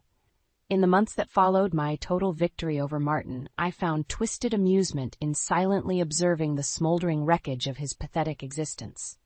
It began with the inevitable, his sad little mistress Avery wising up and fleeing the second she realized there was no longer any status or payout to be leached from their sordid dalliance. All that remained of their once passionate, sinful love affair were snippets of security cam footage showing them screaming venomous insults before Avery stormed out of their sad apartment in a huff. Public humiliation, it seemed, had cooled the young bombshell's ardor quite effectively. Meanwhile, the multi-million-dollar legal settlements I'd won against Martin in divorce court ensured he was left scrambling and debt-ridden, his previously lavish life in ashes. Within weeks, the high-rise condo he'd wasted no time installing Avery in after leaving me was repossessed to help cover a fraction of his mounting penalties. All his ill-gotten assets, the luxury cars, the real estate holdings, even the vulgar art collection he'd amassed as sickly trophies of his wanton greed, were quickly liquidated to pay down the debts. Poetic justice at its finest. Speaking of which, the deluge of criminal charges that rained down in the wake of the affair's exposure also stuck. There was simply too much incriminating evidence of Martin's corporate grift and involvement with organized crime's real estate rackets for even his highest-priced legal team to salvage anything. That alone brought the petty man ego-shriveling shame for years to come, I'd wager. Forced to languish in a 6x8 cell, surrounded by the very same convicted thugs he'd made backroom deals with, seemed a fitting penance. There was one amusing incident in particular about a year into his sentence. A news report detailing how Martin had been stabbed by a fellow inmate after his identity as a wealthy corporate stooge came to light. Apparently, landing in prison broke is one of the quickest ways to get targeted by hard cases with a bone to pick against the moneyed elite. I couldn't help but chuckle darkly at the irony of it all. He'd invited such gruesome consequences onto himself through his own disgusting pursuit of material excess and debauchery. Part of me did almost pity the worm, if only for a fleeting moment. Though I understood Martin was reaping merely a fraction of the total devastation he truly deserved, focusing on him was a waste of additional energy. The real satisfaction came in cutting him out of my life entirely like the cancer he was, and moving on to brighter days. For instance, with the vast financial settlement burning a hole in my proverbial pocket, I took to indulging in little utopian projects close to my heart. Things that made me feel like I was truly giving back and helping uplift the community Martin had spent years trying to pervert and sell off for profit. The first and most cathartic of these endeavors came in the form of a youth community outreach center, providing hands-on mentorship programs, skills training workshops, and safe recreation spaces for disadvantaged kids and teens in our area. All hosted in a refurbished complex Martin had once scoped out to potentially raise for more gentrification. The grand opening was a particularly smug F.U. to Martin's memory.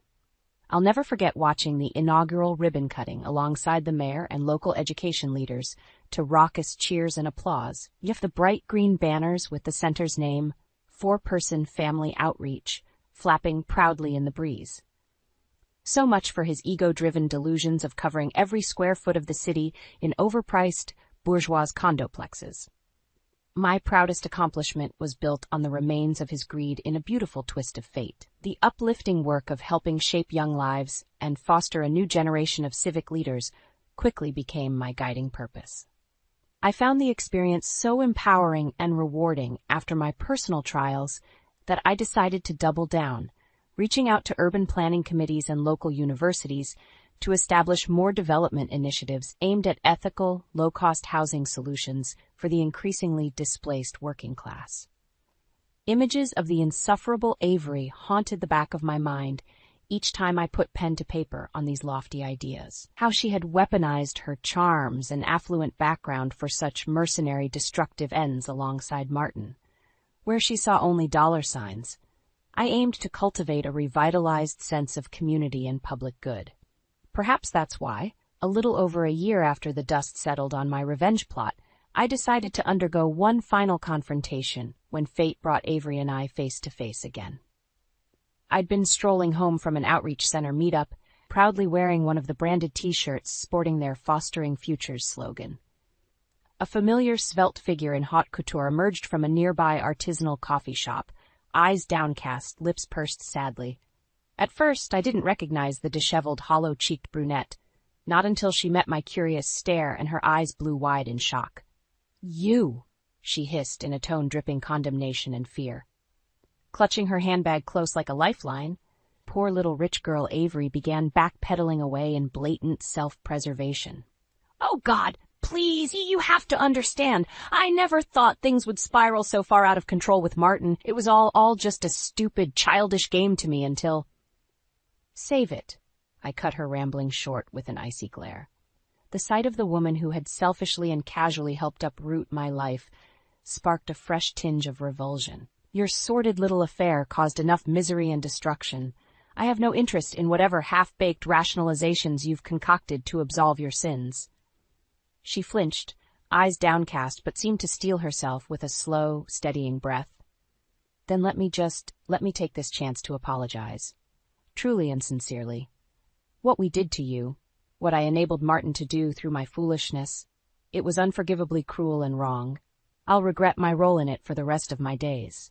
My jaw clenched as a fresh wave of memories resurfaced. The heated screams, the scalding tears, all the anguish and carefully cultivated vengeance that had once consumed me so completely. Staring at this wisp of a woman with the audacity to seek even an ounce of absolution, I felt an unfamiliar chill of indifference.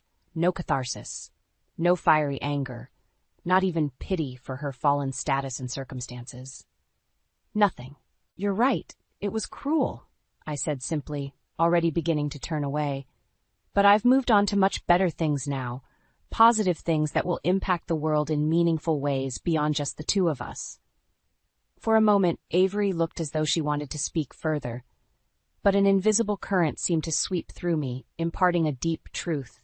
This woman held no more power over my serenity or future. The slate had been wiped clean on that sordid chapter of my life, replaced and redirected towards nobler pursuits. To even continue wasting breath acknowledging Avery's part in it would only serve to stain that progress. So without another word, I simply brushed past the ghostly relic from my traumatic past, leaving her broken spirit and desperate need for closure behind to slowly wither on its own. Just another hazy shadow fading further into my rear view with each step closer to the bright future ahead. The bustle of eager young voices greeted me as I strode into the 4-person family outreach center, one sunny afternoon a year later. A fresh swell of pride bubbled up as I took in all the vibrant murals and youth activism posters lining the halls. As promised, this sanctuary had grown to become my true life's work, providing disadvantaged children and teens a secure springboard to educational opportunities, creative outlets, and positive peer role models that could set the tone for success. Things I had tried so hard to foster each day teaching at the local high school before Martin's lies derailed my life. "Hey, Miss 4-person, over here!" An excited chorus of greetings snapped me back to the present. Over at the center's front desk, a lively gaggle of student volunteers were gathered around a monitor. Teens I immediately recognized from the culinary and graphic design tracks we offered. "We're just putting the final tweaks on the new logo and slogan treatments for our upcoming outreach rally," the program coordinator explained with an infectious grin, catching my curious look. All their own original creative work to help draw even more new recruits into the fold. As the vibrant display concepts blossomed across the screen, each more colorful and compelling than the last, I couldn't help but beam with pride. This kind of grassroots, civically engaged expression was exactly the empowering mission I'd had in mind when dreaming up the center in the aftermath of my divorce. "Phenomenal work, everyone," I praised warmly to a chorus of cheers and high fives. Each unique emblem, emblazoned with the ideals of growth, community, and hope, punched straight to my core. This was living, breathing proof that community goodwill and equity could blossom even in the unlikeliest of places, that rising up to fight for a brighter future was as simple as fostering the right support systems and spark. It was a sobering reminder of just how far I'd come since that nightmare chapter with Martin first began. My marriage of nearly a decade, gone in one fell swoop of betrayal and self-destruction. But from those ashes, an even deeper commitment to raising up those around me had taken firm root and bloomed, not to mention a steely resolve in fighting for a more just, equitable society where the callous, unchecked hunger of greed and exploitation held less sway. As I circulated the room, trading jokes and insights with the beaming teens, it felt so utterly freeing to let my guarded walls down and simply connect. Mentor and be mentored in turn. Strive for a cause greater than any singular person or material gain. Could this level of open, honest exuberance have flourished if the vicious downward spiral of my former marriage had never occurred? Perhaps not. But looking back, I found less and less time afforded to such melancholic thoughts. That life had burned to embers. This, the service and human connections fostered every day in this thriving community hub, was my reinvigorated reality now. My family, my future. "There's someone to see you, Miss 4-person," the program coordinator called out with an easy grin, gesturing to the front lobby. "I think he's hoping to, enroll in some of our services, if you catch my drift." I whipped around in confusion, only to pause as the figure stepped inside. There stood Martin, visibly aged beyond his years and haggard in ill-fitting clothes. Haunted eyes roamed the vibrant space in a mixture of awe and trepidation, as if marveling at an alien landscape. For a long stretch, we simply drank in the sight of one another from opposite ends. Him, a shell of a man utterly broken and exiled from mainstream society. Me, a pillar of communal pride and compassion whose life had only begun anew after burying his toxic influence. Not even the faintest ghost of our former lives together flickered behind his pitiful gaze. Just hollow shame and, if I squinted hard enough, perhaps the faintest glimmer of plea for atonement. It was a far cry from the arrogant, callous lout who had so easily dishonored our marriage vows to chase blind arrogance and material gain. Now he looked every bit the wretch, stripped bare, humbled down to the very bone with nowhere left to hide his sins. As if auditioning one final desperate time for my forgiveness and reprieve. A harsh, bitter chuckle bubbled up from my chest before I could contain it. Poor, pathetic Martin, still so utterly blind to the mountain of growth and positive change that had reshaped my life, while he was left with nothing but solitary pain and regret. Glancing back over my shoulder to the sea of bright, shining faces, my hand reached out instinctively to clasp one of the student volunteers' shoulders. This life, this promise for countless inspired tomorrows still waiting to unfold. How could I consider for even a moment sacrificing all of that tranquility for such a hollow, draining presence? Are you here to enroll, mister? I asked carefully, baiting the hook, though my voice remained disarmingly level and almost amused. Looking to join us in our mission to help build stronger families and civic involvement in the community? For a moment, Martin's mouth worked soundlessly, searching for words. Then at last, a brusque shake of his grizzled head. No, his voice cracked, graveled from some darker vice or self-neglect. Just to speak with you, if you'd even have me after. The sentence trailed off, but I recognized the silent plea underlining his request all too well. One final bid to unburden himself of regret and sin from the target of his worst transgressions. One last foolish hope at reparation for the sake of his own desiccated soul. Smiling sadly, I squeezed the youth's shoulder once more. Sorry, but you and I have no business to attend to. Not anymore. Martin's face fell as I leaned in conspiratorially towards the other volunteers. Let's double-check our security protocols first chance we get, yeah? I'd hate for an unstable vagrant lingering nearby to disrupt the good work we've got firing on all cylinders here. Crestfallen but seemingly unsurprised, Martin simply stared on as the once familiar woman he'd trashed issued her final dismissal. No emotion registered in those dead eyes, just a shade of a man left adrift. Come on, everyone, I called out brightly, leading the way down the corridor in the opposite direction. Why don't we adjourn to the media center and take a crack at our mission statement redesigns next, As the team eagerly followed my lead, a cavalcade of bright smiles and cheery banter overtook the hall. The brief, hollow detour into my harrowing past already banished to make way for vibrant new horizons. Martin never did react. By the time I chanced a single glance backwards, his solitary figure had already slunk out the front doors, possibly to wallow another lifetime, never to cross my plane again. I felt nothing as he departed. No joy at his surrender, no sorrow at his despair, just a queer, dull ambivalence. The man now existed as little more than a ghost to me, faded and decrepit, his miserable specter incapable of tainting my hard-won bliss, even if given 1,000 more aimless attempts. That hollowed-out, broken husk wasn't my concern anymore. Never again.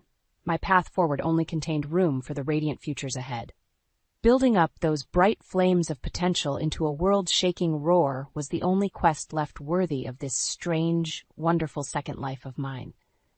And as I slipped into the media center among a roaring chorus of creative discussion and passionate ideas, the echo of Martin's pitiful existence was forgotten anew, just a bad dream slipping further into the rear view, fading out from reality with each fresh step embracing the light.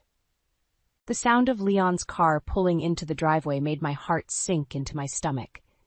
It was 3 a.m. Again, I had been laying awake for hours, my mind racing with dread about where he had been so late. When he finally came through the door, I was already standing in the living room waiting for him. "Where the hell have you been?" I demanded, trying and failing to keep my voice from shaking with anger and fear. Leon jumped a little, clearly not expecting me to be up. "Geez, Marla, you scared me. I was just out with the guys from work, that's all." His eyes avoided mine as he spoke. "Don't lie to me," I shouted, the hurt and rage boiling over. "I called Dave's wife earlier and she said he's been home since 10 p.m. Leon's face flushed red. "So what? A man can't go out without getting the 3rd degree? We agreed you would stop this. After the bank threatening to foreclose because of your gambling, you swore you were done." Tears of frustration stung my eyes. It had taken everything I had to get Leon to go to Gamblers Anonymous meetings and get his life back on track 6 months ago. But the late nights and suspicious behavior had started up again recently. I just slipped up a little. "But I'm handling it," Leon said weakly. "Is that what you call racking up over $20,000 in debt behind my back?" I pulled out the stack of delinquency notices and letters from debt collectors that I had been receiving for weeks and threw them at his feet. "These arrived from 4 different credit card companies today. Were you just going to keep lying and spend us into complete financial ruin?" Leon's mouth hung open, clearly not knowing what to say. The fear and shame were plain on his face. After an agonizing minute of silence, he finally muttered, "I'm so sorry, Marla.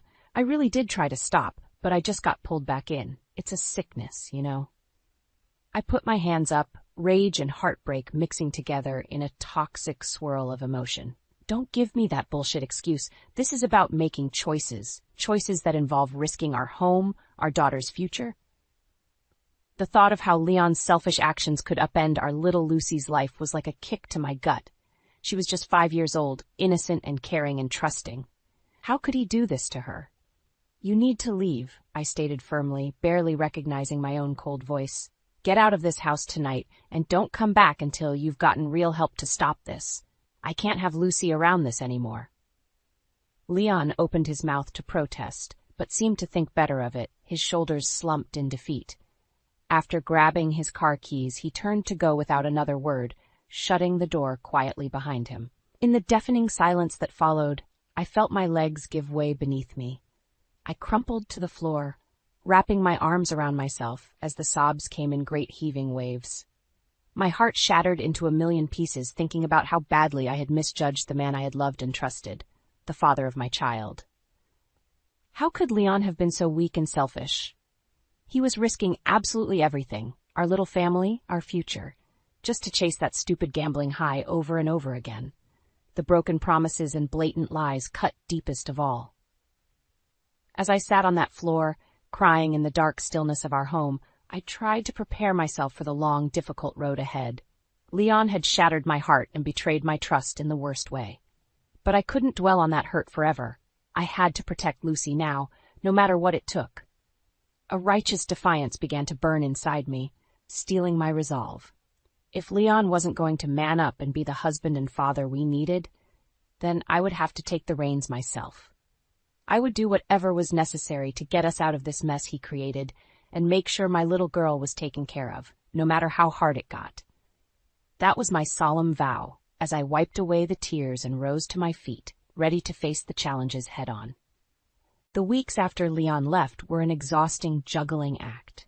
I was holding down my job as an executive assistant at the Willow Grove Family Crisis Center while also dealing with the aftermath of Leon's gambling meltdown.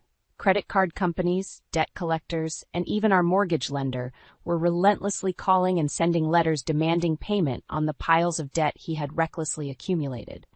On top of that, I was now having to be both mom and dad to 5-year-old Lucy, making sure she was fed, bathed, and gotten to and from school every day while putting in my hours at the crisis center definitely kept me run ragged.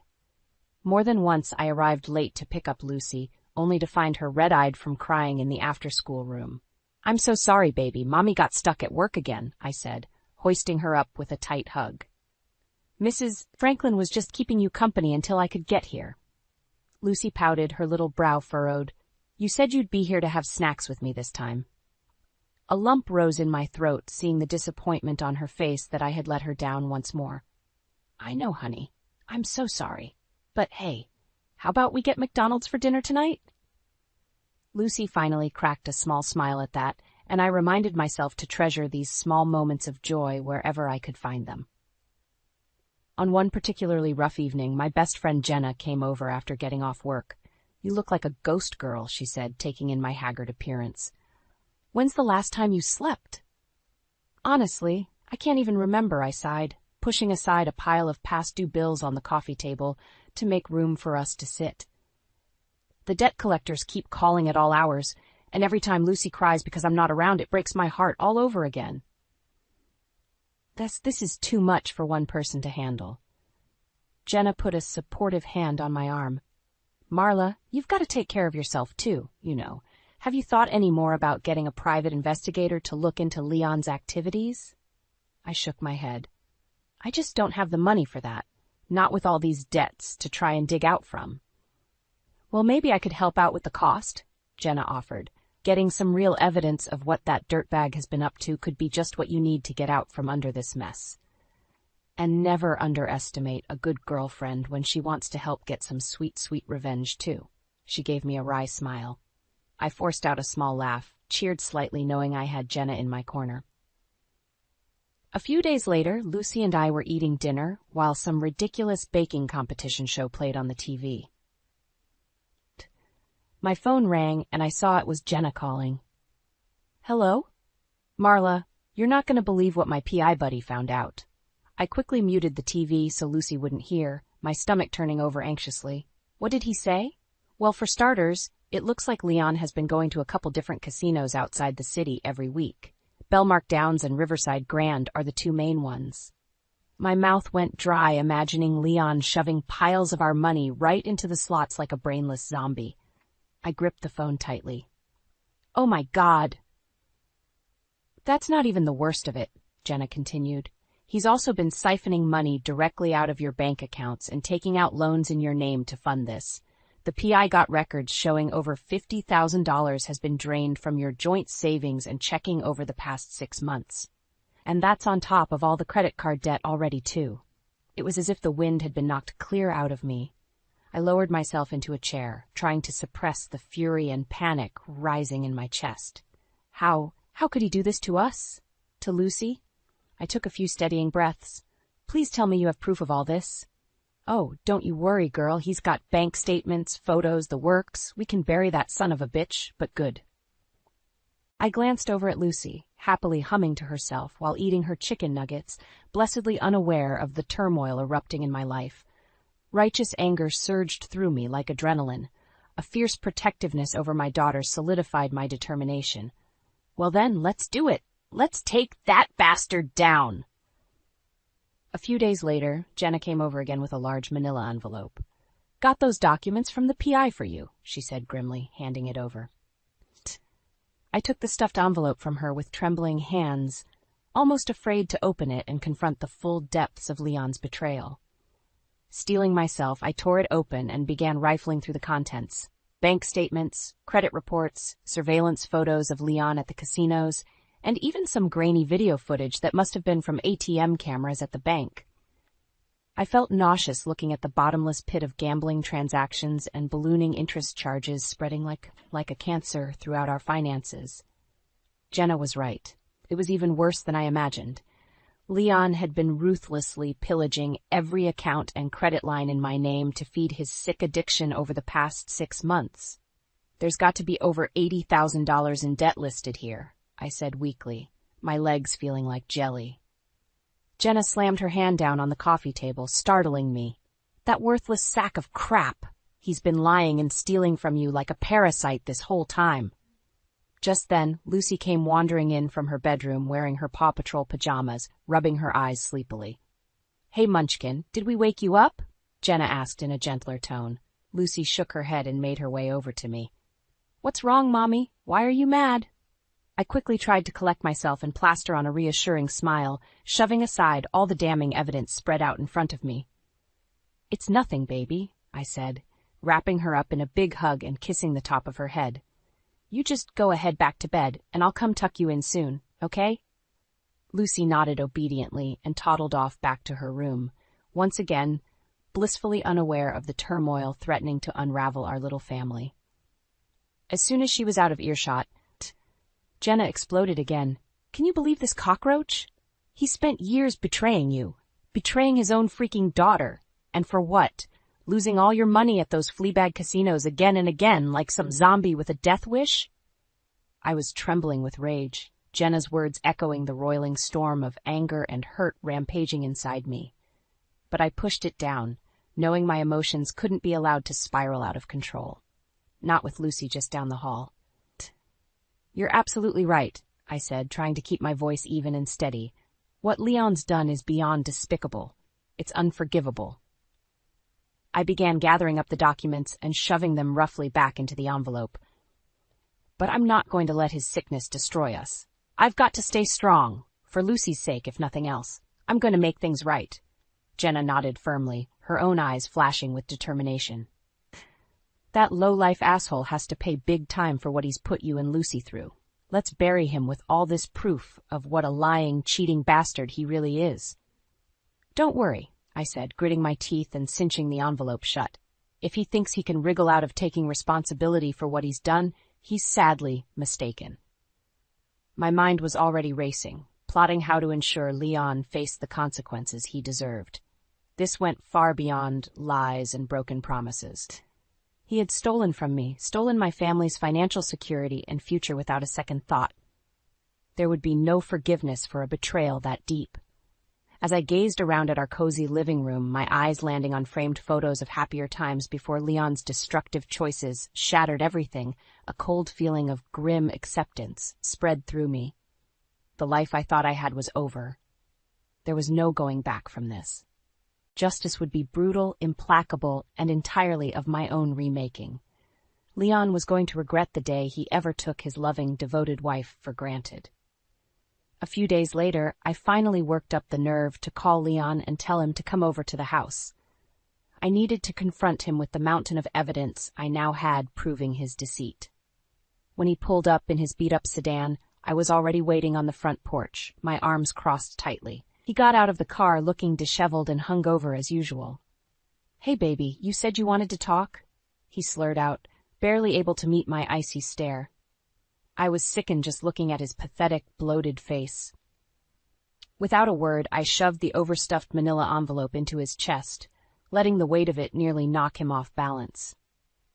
"What the hell is this?" he grunted, struggling to grip the heavy load of documents. "Take a good look," I said through gritted teeth. "It's rock-solid proof of what a lying, degenerate piece of garbage you've been." Leon's eyes went wide as he began rifling through the bank statements, credit reports, and photos of him hunched over casino machines like a mindless zombie, the color drained from his face. "Baby, I can explain." "Explain what, you miserable snake?" I shouted, years of anger and hurt bubbling over. "How you've been stealing from me, from our daughter's future, while lying to my face over and over again?" Leon recoiled from the force of my rage, shrinking back like a whipped dog. "I never meant to hurt you guys," he muttered weakly. "I just got in too deep with the debts and had to keep trying to win it back." "You selfish bastard!" I cut him off. "Lucy is 5 years old and has had to watch her own father fritter away everything providing for her. Have you lost your damn mind?" Leon tried to reach out and touch my arm, but I smacked his hand away forcefully. "Don't you dare try and play the victim here," I growled. We stood in tense silence for a moment, Leon seemingly at a complete loss for words in the face of his shameful exposure. I took a few deep breaths, trying to regain control. "This is what's going to happen," I said in a low, measured tone that almost surprised me with its deadliness. "You are going to go check yourself into a real rehabilitation program for gambling addiction. For at least 6 months. No exceptions." Leon opened his mouth to protest, but I held up my hand to silence him. "You're also going to turn over every single cent you have in banks accounts, stocks, bonds, everything.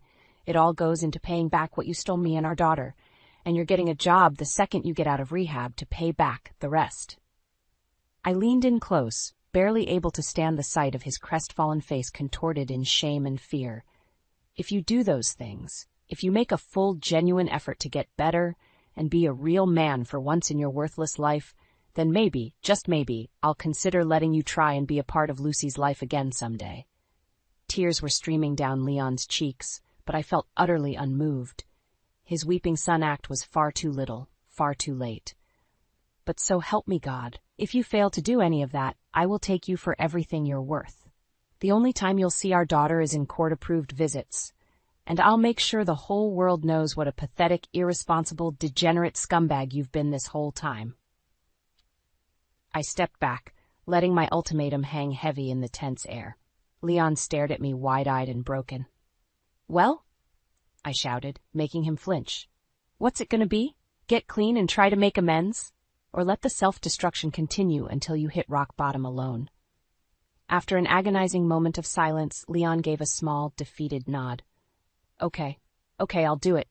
For real this time, I swear. Whatever you want, Marla." I eyed him warily, not allowing any shred of pity to break through my steely reserve. "We'll see. Now get off my property before I call the police and have you trespassed." Leon turned and began trudging back to his car, clutching the envelope of evidence to his chest like piece of his own shattered soul. As I watched him peel away from the curb, I whispered to myself with grim satisfaction, "That's just the opening salvo, asshole. You have no idea what kind of revenge is coming for you if you screw this up." After my confrontation with Leon, I thought I could finally start getting our lives back on track. I doubled down on my hours at the crisis center, working overtime as much as possible to start replenishing our drained savings. We had to drastically cut back on expenses. No more eating out, bargain grocery shopping, and lots of nights cuddled up watching movies on the couch instead of going out. But through it all, Lucy was a trooper. That little girl was my rock, all smiles and affection, despite our humbling new circumstances. She never complained about the cheap dinners or not having fancy toys anymore. Her sweet resilience was my driving force to persevere. Then about a month later, I got an alarming call from my mother. "Marla, are you all right, dear? Your father and I are so worried about you." "What are you talking about, Mom? I'm fine," I said, furrowing my brow in confusion.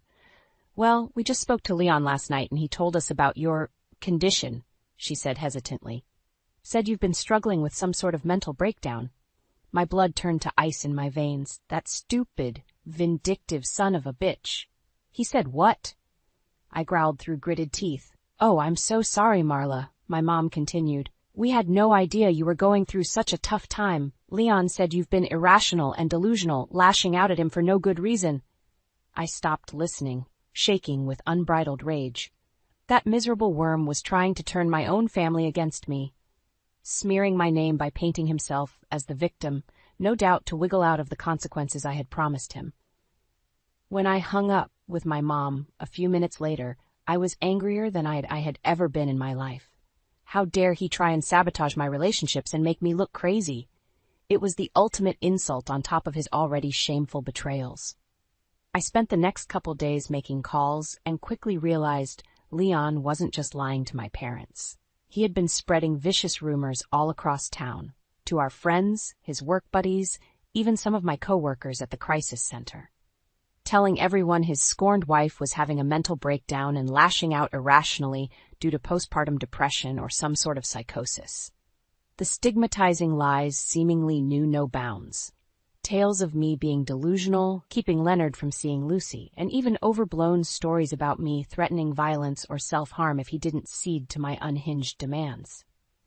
I realized with horror that Leon was trying to completely destroy my credibility and reputation, probably hoping to turn everyone against me so that when I finally tried to take legal action, I'd look like the unstable liar. That was his endgame, to slither away like a coward without suffering any of the consequences for what he had done to our family. My fists clenched just thinking about it. One night, as I was watching Lucy play with her dolls after dinner, my sweet girl looked up at me innocently. "Mommy, is it true you're crazy and mean to Daddy?" My heart stopped in my chest. Of course the horrible rumors had even reached her youthful ears. I quickly went and knelt down next to her, half taking her little hands in mine. "No, baby? Of course not," I said, forcing a smile to mask my rage at Leon. "Those are just misunderstandings that some people are confused about. You know, Mommy would never be mean or lie, right?" Lucy nodded, seeming only partially convinced, but she was still so young and trusting. I pulled her into a fierce hug, feeling tears starting in my eyes. "I'm so sorry you got caught up in this, sweetheart," I whispered. "Mommy loves you more than anything in the world." As I held her tiny body close, feeling her warmth and pure, unconditional love for her mother, an iron resolve solidified in the pit of my soul. There would be no more Miss Nice Girl. No more trying to take the high road or handle this nightmare situation with grace and poise. Leon had shattered that notion by lashing out with sabotage and lies. If that snake wanted to wallow in the mud and fight dirty to escape his sins, then so be it. I would engage in that battle without hesitation or restraint. It was time to stop playing defense and go on the attack. No more running or hiding. From now on, I would be the unrelenting force of justice and retribution that Leon's miserable life so clearly deserved. And if ruining him publicly was the only way to finally put this demon behind me and keep Lucy safe, then that was what I would do. Failure was no longer an option. By the time I was through with Leon, he would have no choice but face the consequences of every last sin he committed. No mercy. Only righteous karma from the woman he betrayed. Over the next few weeks, I went into overdrive, plotting my counterattack against Leon's smear campaign. With Jenna's help, we combed through all the evidence and paperwork from the private investigator, highlighting anything that could potentially discredit Leon and destroy what little credibility he had left. I spent hours on the phone, working my connections, from the crisis center to see what kinds of legal actions and social pressures we could realistically bring to bear. It turned out the nonprofit world had a lot of experience dealing with degenerate gamblers who financially ruined their families. More than a few lawyers and social workers were willing to assist my case pro bono once they heard the harrowing details. Evidence of Leon's debts, thefts, paper trails of his habitual gambling. I meticulously organized it all into an airtight case to prove what a reprehensible liar and criminal he had become. There would be no more chances for him to play the victim here. With the help of a sharp-tongued mother from the crisis center, who went through a similar hell with her ex-husband, I even compiled damaging testimonies from some of Leon's former gambling buddies at the local underground rooms. According to them, he had a vicious temper when on a bad streak, making racist and sexist tirades while drunkenly lashing out at staff. We had it all on record.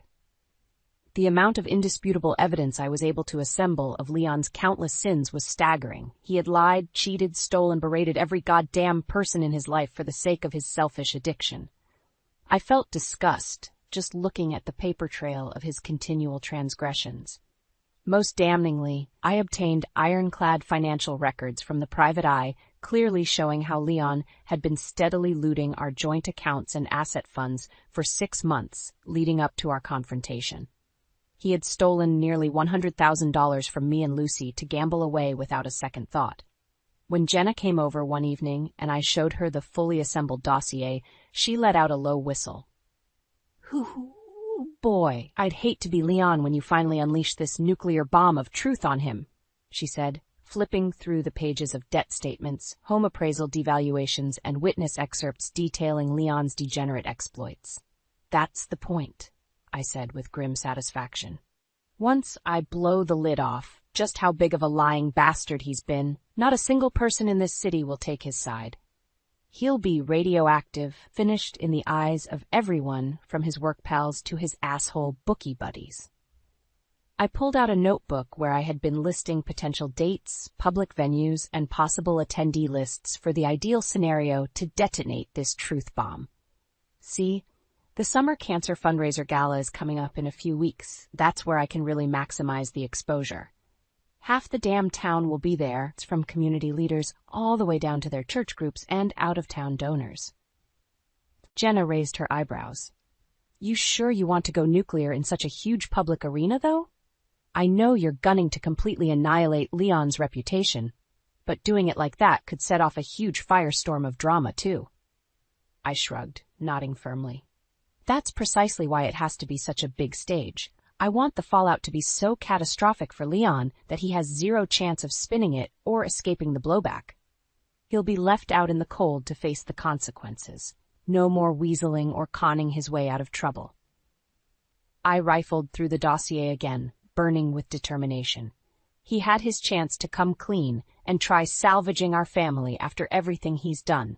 But instead that miserable snake chose to go scorched earth with vicious lies and deceit to try and turn our own friends and family against his wife and child.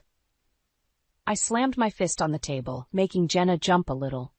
"Well, now he's going to burn in the fire he started. I'm going to shatter his pathetic facade forever in front of God and everybody. Once I humiliate him with the truth on that grand stage, it'll be the nail in his coffin socially and destroy any ability to lie or manipulate ever again." Jenna nodded slowly, seeming to understand the gravity of my plan. "The reckoning is going to be biblical, girlfriend. You've put in the work to bury that son of a bitch alive." "Exactly," I said grimly. "There will be no more hiding from karma's judgment for Leon. I'll make damn sure of that." A few weeks later, the big night of the Summer Cancer Fundraiser Gala arrived. Jenna and I spent hours making sure my appearance was perfectly put together, a classy black dress with modest heels, my makeup impeccably applied to convey strength and confidence. This was the moment I had been carefully preparing for. All the rage, hurt, and determination would finally coalesce into righteous retribution for Leon's unforgivable sins. "You look like one hot mama ready to burn it all down," Jenna said approvingly as we went over my materials one last time. I clutched the thick dossier of evidence to my chest, practically able to feel the force of karma contained within. "Don't worry. This will be a night that dirtbag never forgets. When we arrived at the fancy country club hosting the gala, the parking lot was unsurprisingly jam-packed with high-end luxury cars and limousines. All the social elite had turned out in full force. My mouth tightened into a grim line, realizing Leon was likely already inside, drinking away our money while hobnobbing with fellow scumbags and philanderers. But those willfully ignorant days of keeping up appearances were about to be obliterated. Tonight, I would pull back the curtain for everyone to see just what a venomous snake they had allowed into their midst. Inside, the lavish ballroom was indeed sprawling with wealth and local clout. Bucolic oil paintings adorning the vaulted ceilings, ornate gold trim accenting every corner, towering floral centerpieces amidst white-clothed dining tables. Leon, smarmy as ever in his discount suit, was circulating near the bar area, already clutching a glass of scotch. I sneered in disgust as I watched him shrink away like a kicked dog any time a friend or acquaintance pulled him aside for conversation, no doubt afraid they had also heard the ugly rumors. When he spotted me enter the ballroom, his face visibly paled and he quickly tried to look away, pretending not to have seen me. Pathetic weakling. As the opening remarks and fundraising speeches dragged on, I gripped the file folder tightly under the table, anticipation and adrenaline coursing through me. My moment was rapidly approaching. Finally, the master of ceremonies took the podium to kick off the evening's live auction component. Midway through his introduction, I seized my opportunity. "If I could have everyone's attention, please," I called out over the low murmuring of the crowd, striding up towards the stage with purpose. Leon's eyes went wide with panic, realizing too late what was happening. Jenna gave me an approving nod and wink from her table nearby. "Sorry, folks, but before we bid on prizes tonight, I have an important matter to address," I announced clearly, unsmiling. "It's about one of our longtime attending members here and a dark double life he's been living. A life absolutely riddled with lies, criminal deceit, and reprehensible sins against his own wife and child." The room immediately erupted into hushed murmurs and awkward shifting in seats. Leon shrank back in his chair, face reddening. "I'm talking about you, Leon Mitchell," I proclaimed, leveling my gaze directly at him like a laser. "Everything you've done to betray our family and everyone else who ever cared about you is finally going to be exposed for all to see." Heart-pounding, I held up the overstuffed manila file for all to see. "In my hands I hold every shred of ironclad proof documenting your degenerate gambling addiction, the trail of debt and financial ruin you've caused our household, and the myriad ways you've lied, cheated, and discredited me in an effort to escape the rightful consequences." I took a breath, then began reading excerpts from the dispassionate factual reports in a clear, unapologetic tone. Bank statements of Mr. Mitchell withdrawing over $12,000 at a time from ATMs located inside Riverside Grand Casino. Photos of Mr. Mitchell entering Belmark Downs Casino no less than 37 times over a span of 3 months. Receipts of payment for delinquent credit lines opened illegally by Mr. Mitchell, using his wife's name and social security number, totaling over $100,000 in fraud. Leon had his head in his hands, hunched over amid a chorus of shocked gasps and mutterings permeating the ballroom. By now, every eye was locked on the unbelievable spectacle unfolding before them. I summoned the full force of rage and disgust welling inside me. This man, a degenerate gambling addict without a single shred of honor or decency, has been conning and manipulating all of you for quite some time now. And rest assured, the disgusting truth I'm about to lay bare is merely the ugly tip of the iceberg. Taking a breath, I steadied myself. Then I detonated the thermonuclear truth bomb. Are you all aware, for instance, of the numerous racist and sexist tirades Leon is known for on his routine benders? And like that, the first bombshell landed. Chapter 8. Rebuilding. The days and weeks after that fateful gala passed by in a bit of a whirlwind. My public excoriation of Leon's sordid misdeeds and repugnant behavior had set off shockwaves reverberating across our community. Just as I had hoped, the sheer volume of cold, hard evidence I provided, combined with the respected social setting in which I delivered it, left Leon with zero credibility to try and deny or excuse what a depraved degenerate he had become. Friends and acquaintances who once embraced Leon suddenly wanted nothing to do with him. He was quickly fired from his corporate management job once my damning dossier made the rounds with leadership. Even some of his seedy gambling cohorts at the underground rooms wanted to distance themselves from the PR nightmare he had become.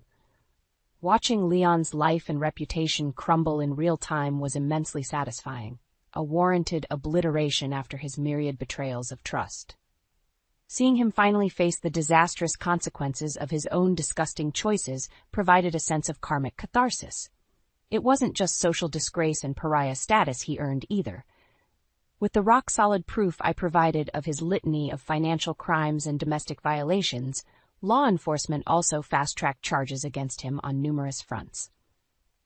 One early morning a few weeks later, SWAT officers showed up pounding on his squalid apartment door to arrest him for outstanding warrants. The look of abject terror on Leon's face as they wrenched his arms behind his back and shoved him against the wall was priceless. For once, the sad sack realized there would be no more wiggling out of trouble or spinning sob stories to skirt accountability. He ultimately agreed to a plea deal, receiving a harsh 3-year sentence, during which time I have an ironclad permanent restraining order against him legally enforced. In exchange for his conviction, he was forced to liquidate every penny of his remaining assets, brokerage funds, and foreclosed properties to pay back the full $220,000 in marital assets he squandered gambling, plus interest and penalties. I even sued to ensure he kept paying out of his earned wages for the next decade until the debts were repaid to the last penny. Despite the exorbitant financial cost Leon was court-ordered to cover, it still didn't put much of a dent in my rapidly rebuilding savings and investment portfolio. Thanks to a surprisingly lucrative wrongful life lawsuit settlement my attorney managed to secure from one of the scuzzy casino operators Leon frequented most often, I once again had a healthy nest egg firmly in place for Lucy's future college plans and more. Speaking of Lucy, she had been my bedrock throughout this entire saga. While the legal maelstrom and social typhoon raged all around us, I made every effort to insulate my sweet girl from as much turmoil as possible. I didn't want the vicious karma reprisals of her father's sick misdeeds robbing her of the innocent childhood she deserved. There were undoubtedly some unavoidable disruptions and difficult conversations to navigate as the sordid truths about Leon's lies and betrayals kept unfolding. However, Lucy seemed to innately understand that her mommy was merely doing whatever was necessary to clean up an unhealthy situation, a messy but altruistic process ultimately intended to preserve and protect the family she held most dear. Each night as we cuddled up watching one of her favorite movies, feeling her small body snuggled warmly beside me, I would shudder in relief, knowing all my scorched earth efforts had ensured Lucy's physical and emotional sanctity remained completely intact. Leon would no longer be able to pollute her world ever again. And now the storm had finally passed. With fresh financial stability and a radiantly bright future ahead of us, I could turn my attention to constructive new endeavors. In particular, I felt called to devote myself to helping other families shattered by gambling addictions, just as the crisis center counselors had assisted me. Drawing from my own lived experiences of heartbreak, deception, and the catharsis of confronting those traumas head-on, I knew I could provide invaluable empathy and guidance for others struggling to extract themselves from similar toxic situations. And perhaps most importantly, I could instill the righteousness of relentless self-preservation that had empowered me to decimate Leon's wicked vices without hesitation or mercy. It would be the ultimate cosmic role reversal, harnessing the hard-won forces of karma that had once devastated me, using them as a beacon of hope for others drowning in their own private hells. A new crusade fueled by the life lessons of ruthlessly burning my hubris to ashes and rising like a fiery phoenix from the smoldering remains. As I shared the first details of my vision with the executive director of the crisis center, the older woman smiled warmly and placed a hand over mine. "My dear, you have such a powerful story to share, the transformation from victimized wife to avenging angel of truth and moral fortitude," she said. "I believe you're going to end up inspiring countless people with your bravery and perseverance. They don't yet know the half of it. I thought to myself with a confident smirk.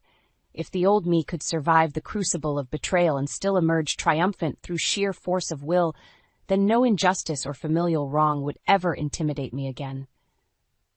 Bring on the world's sicknesses. I would show them all the true healing power of uncompromising justice.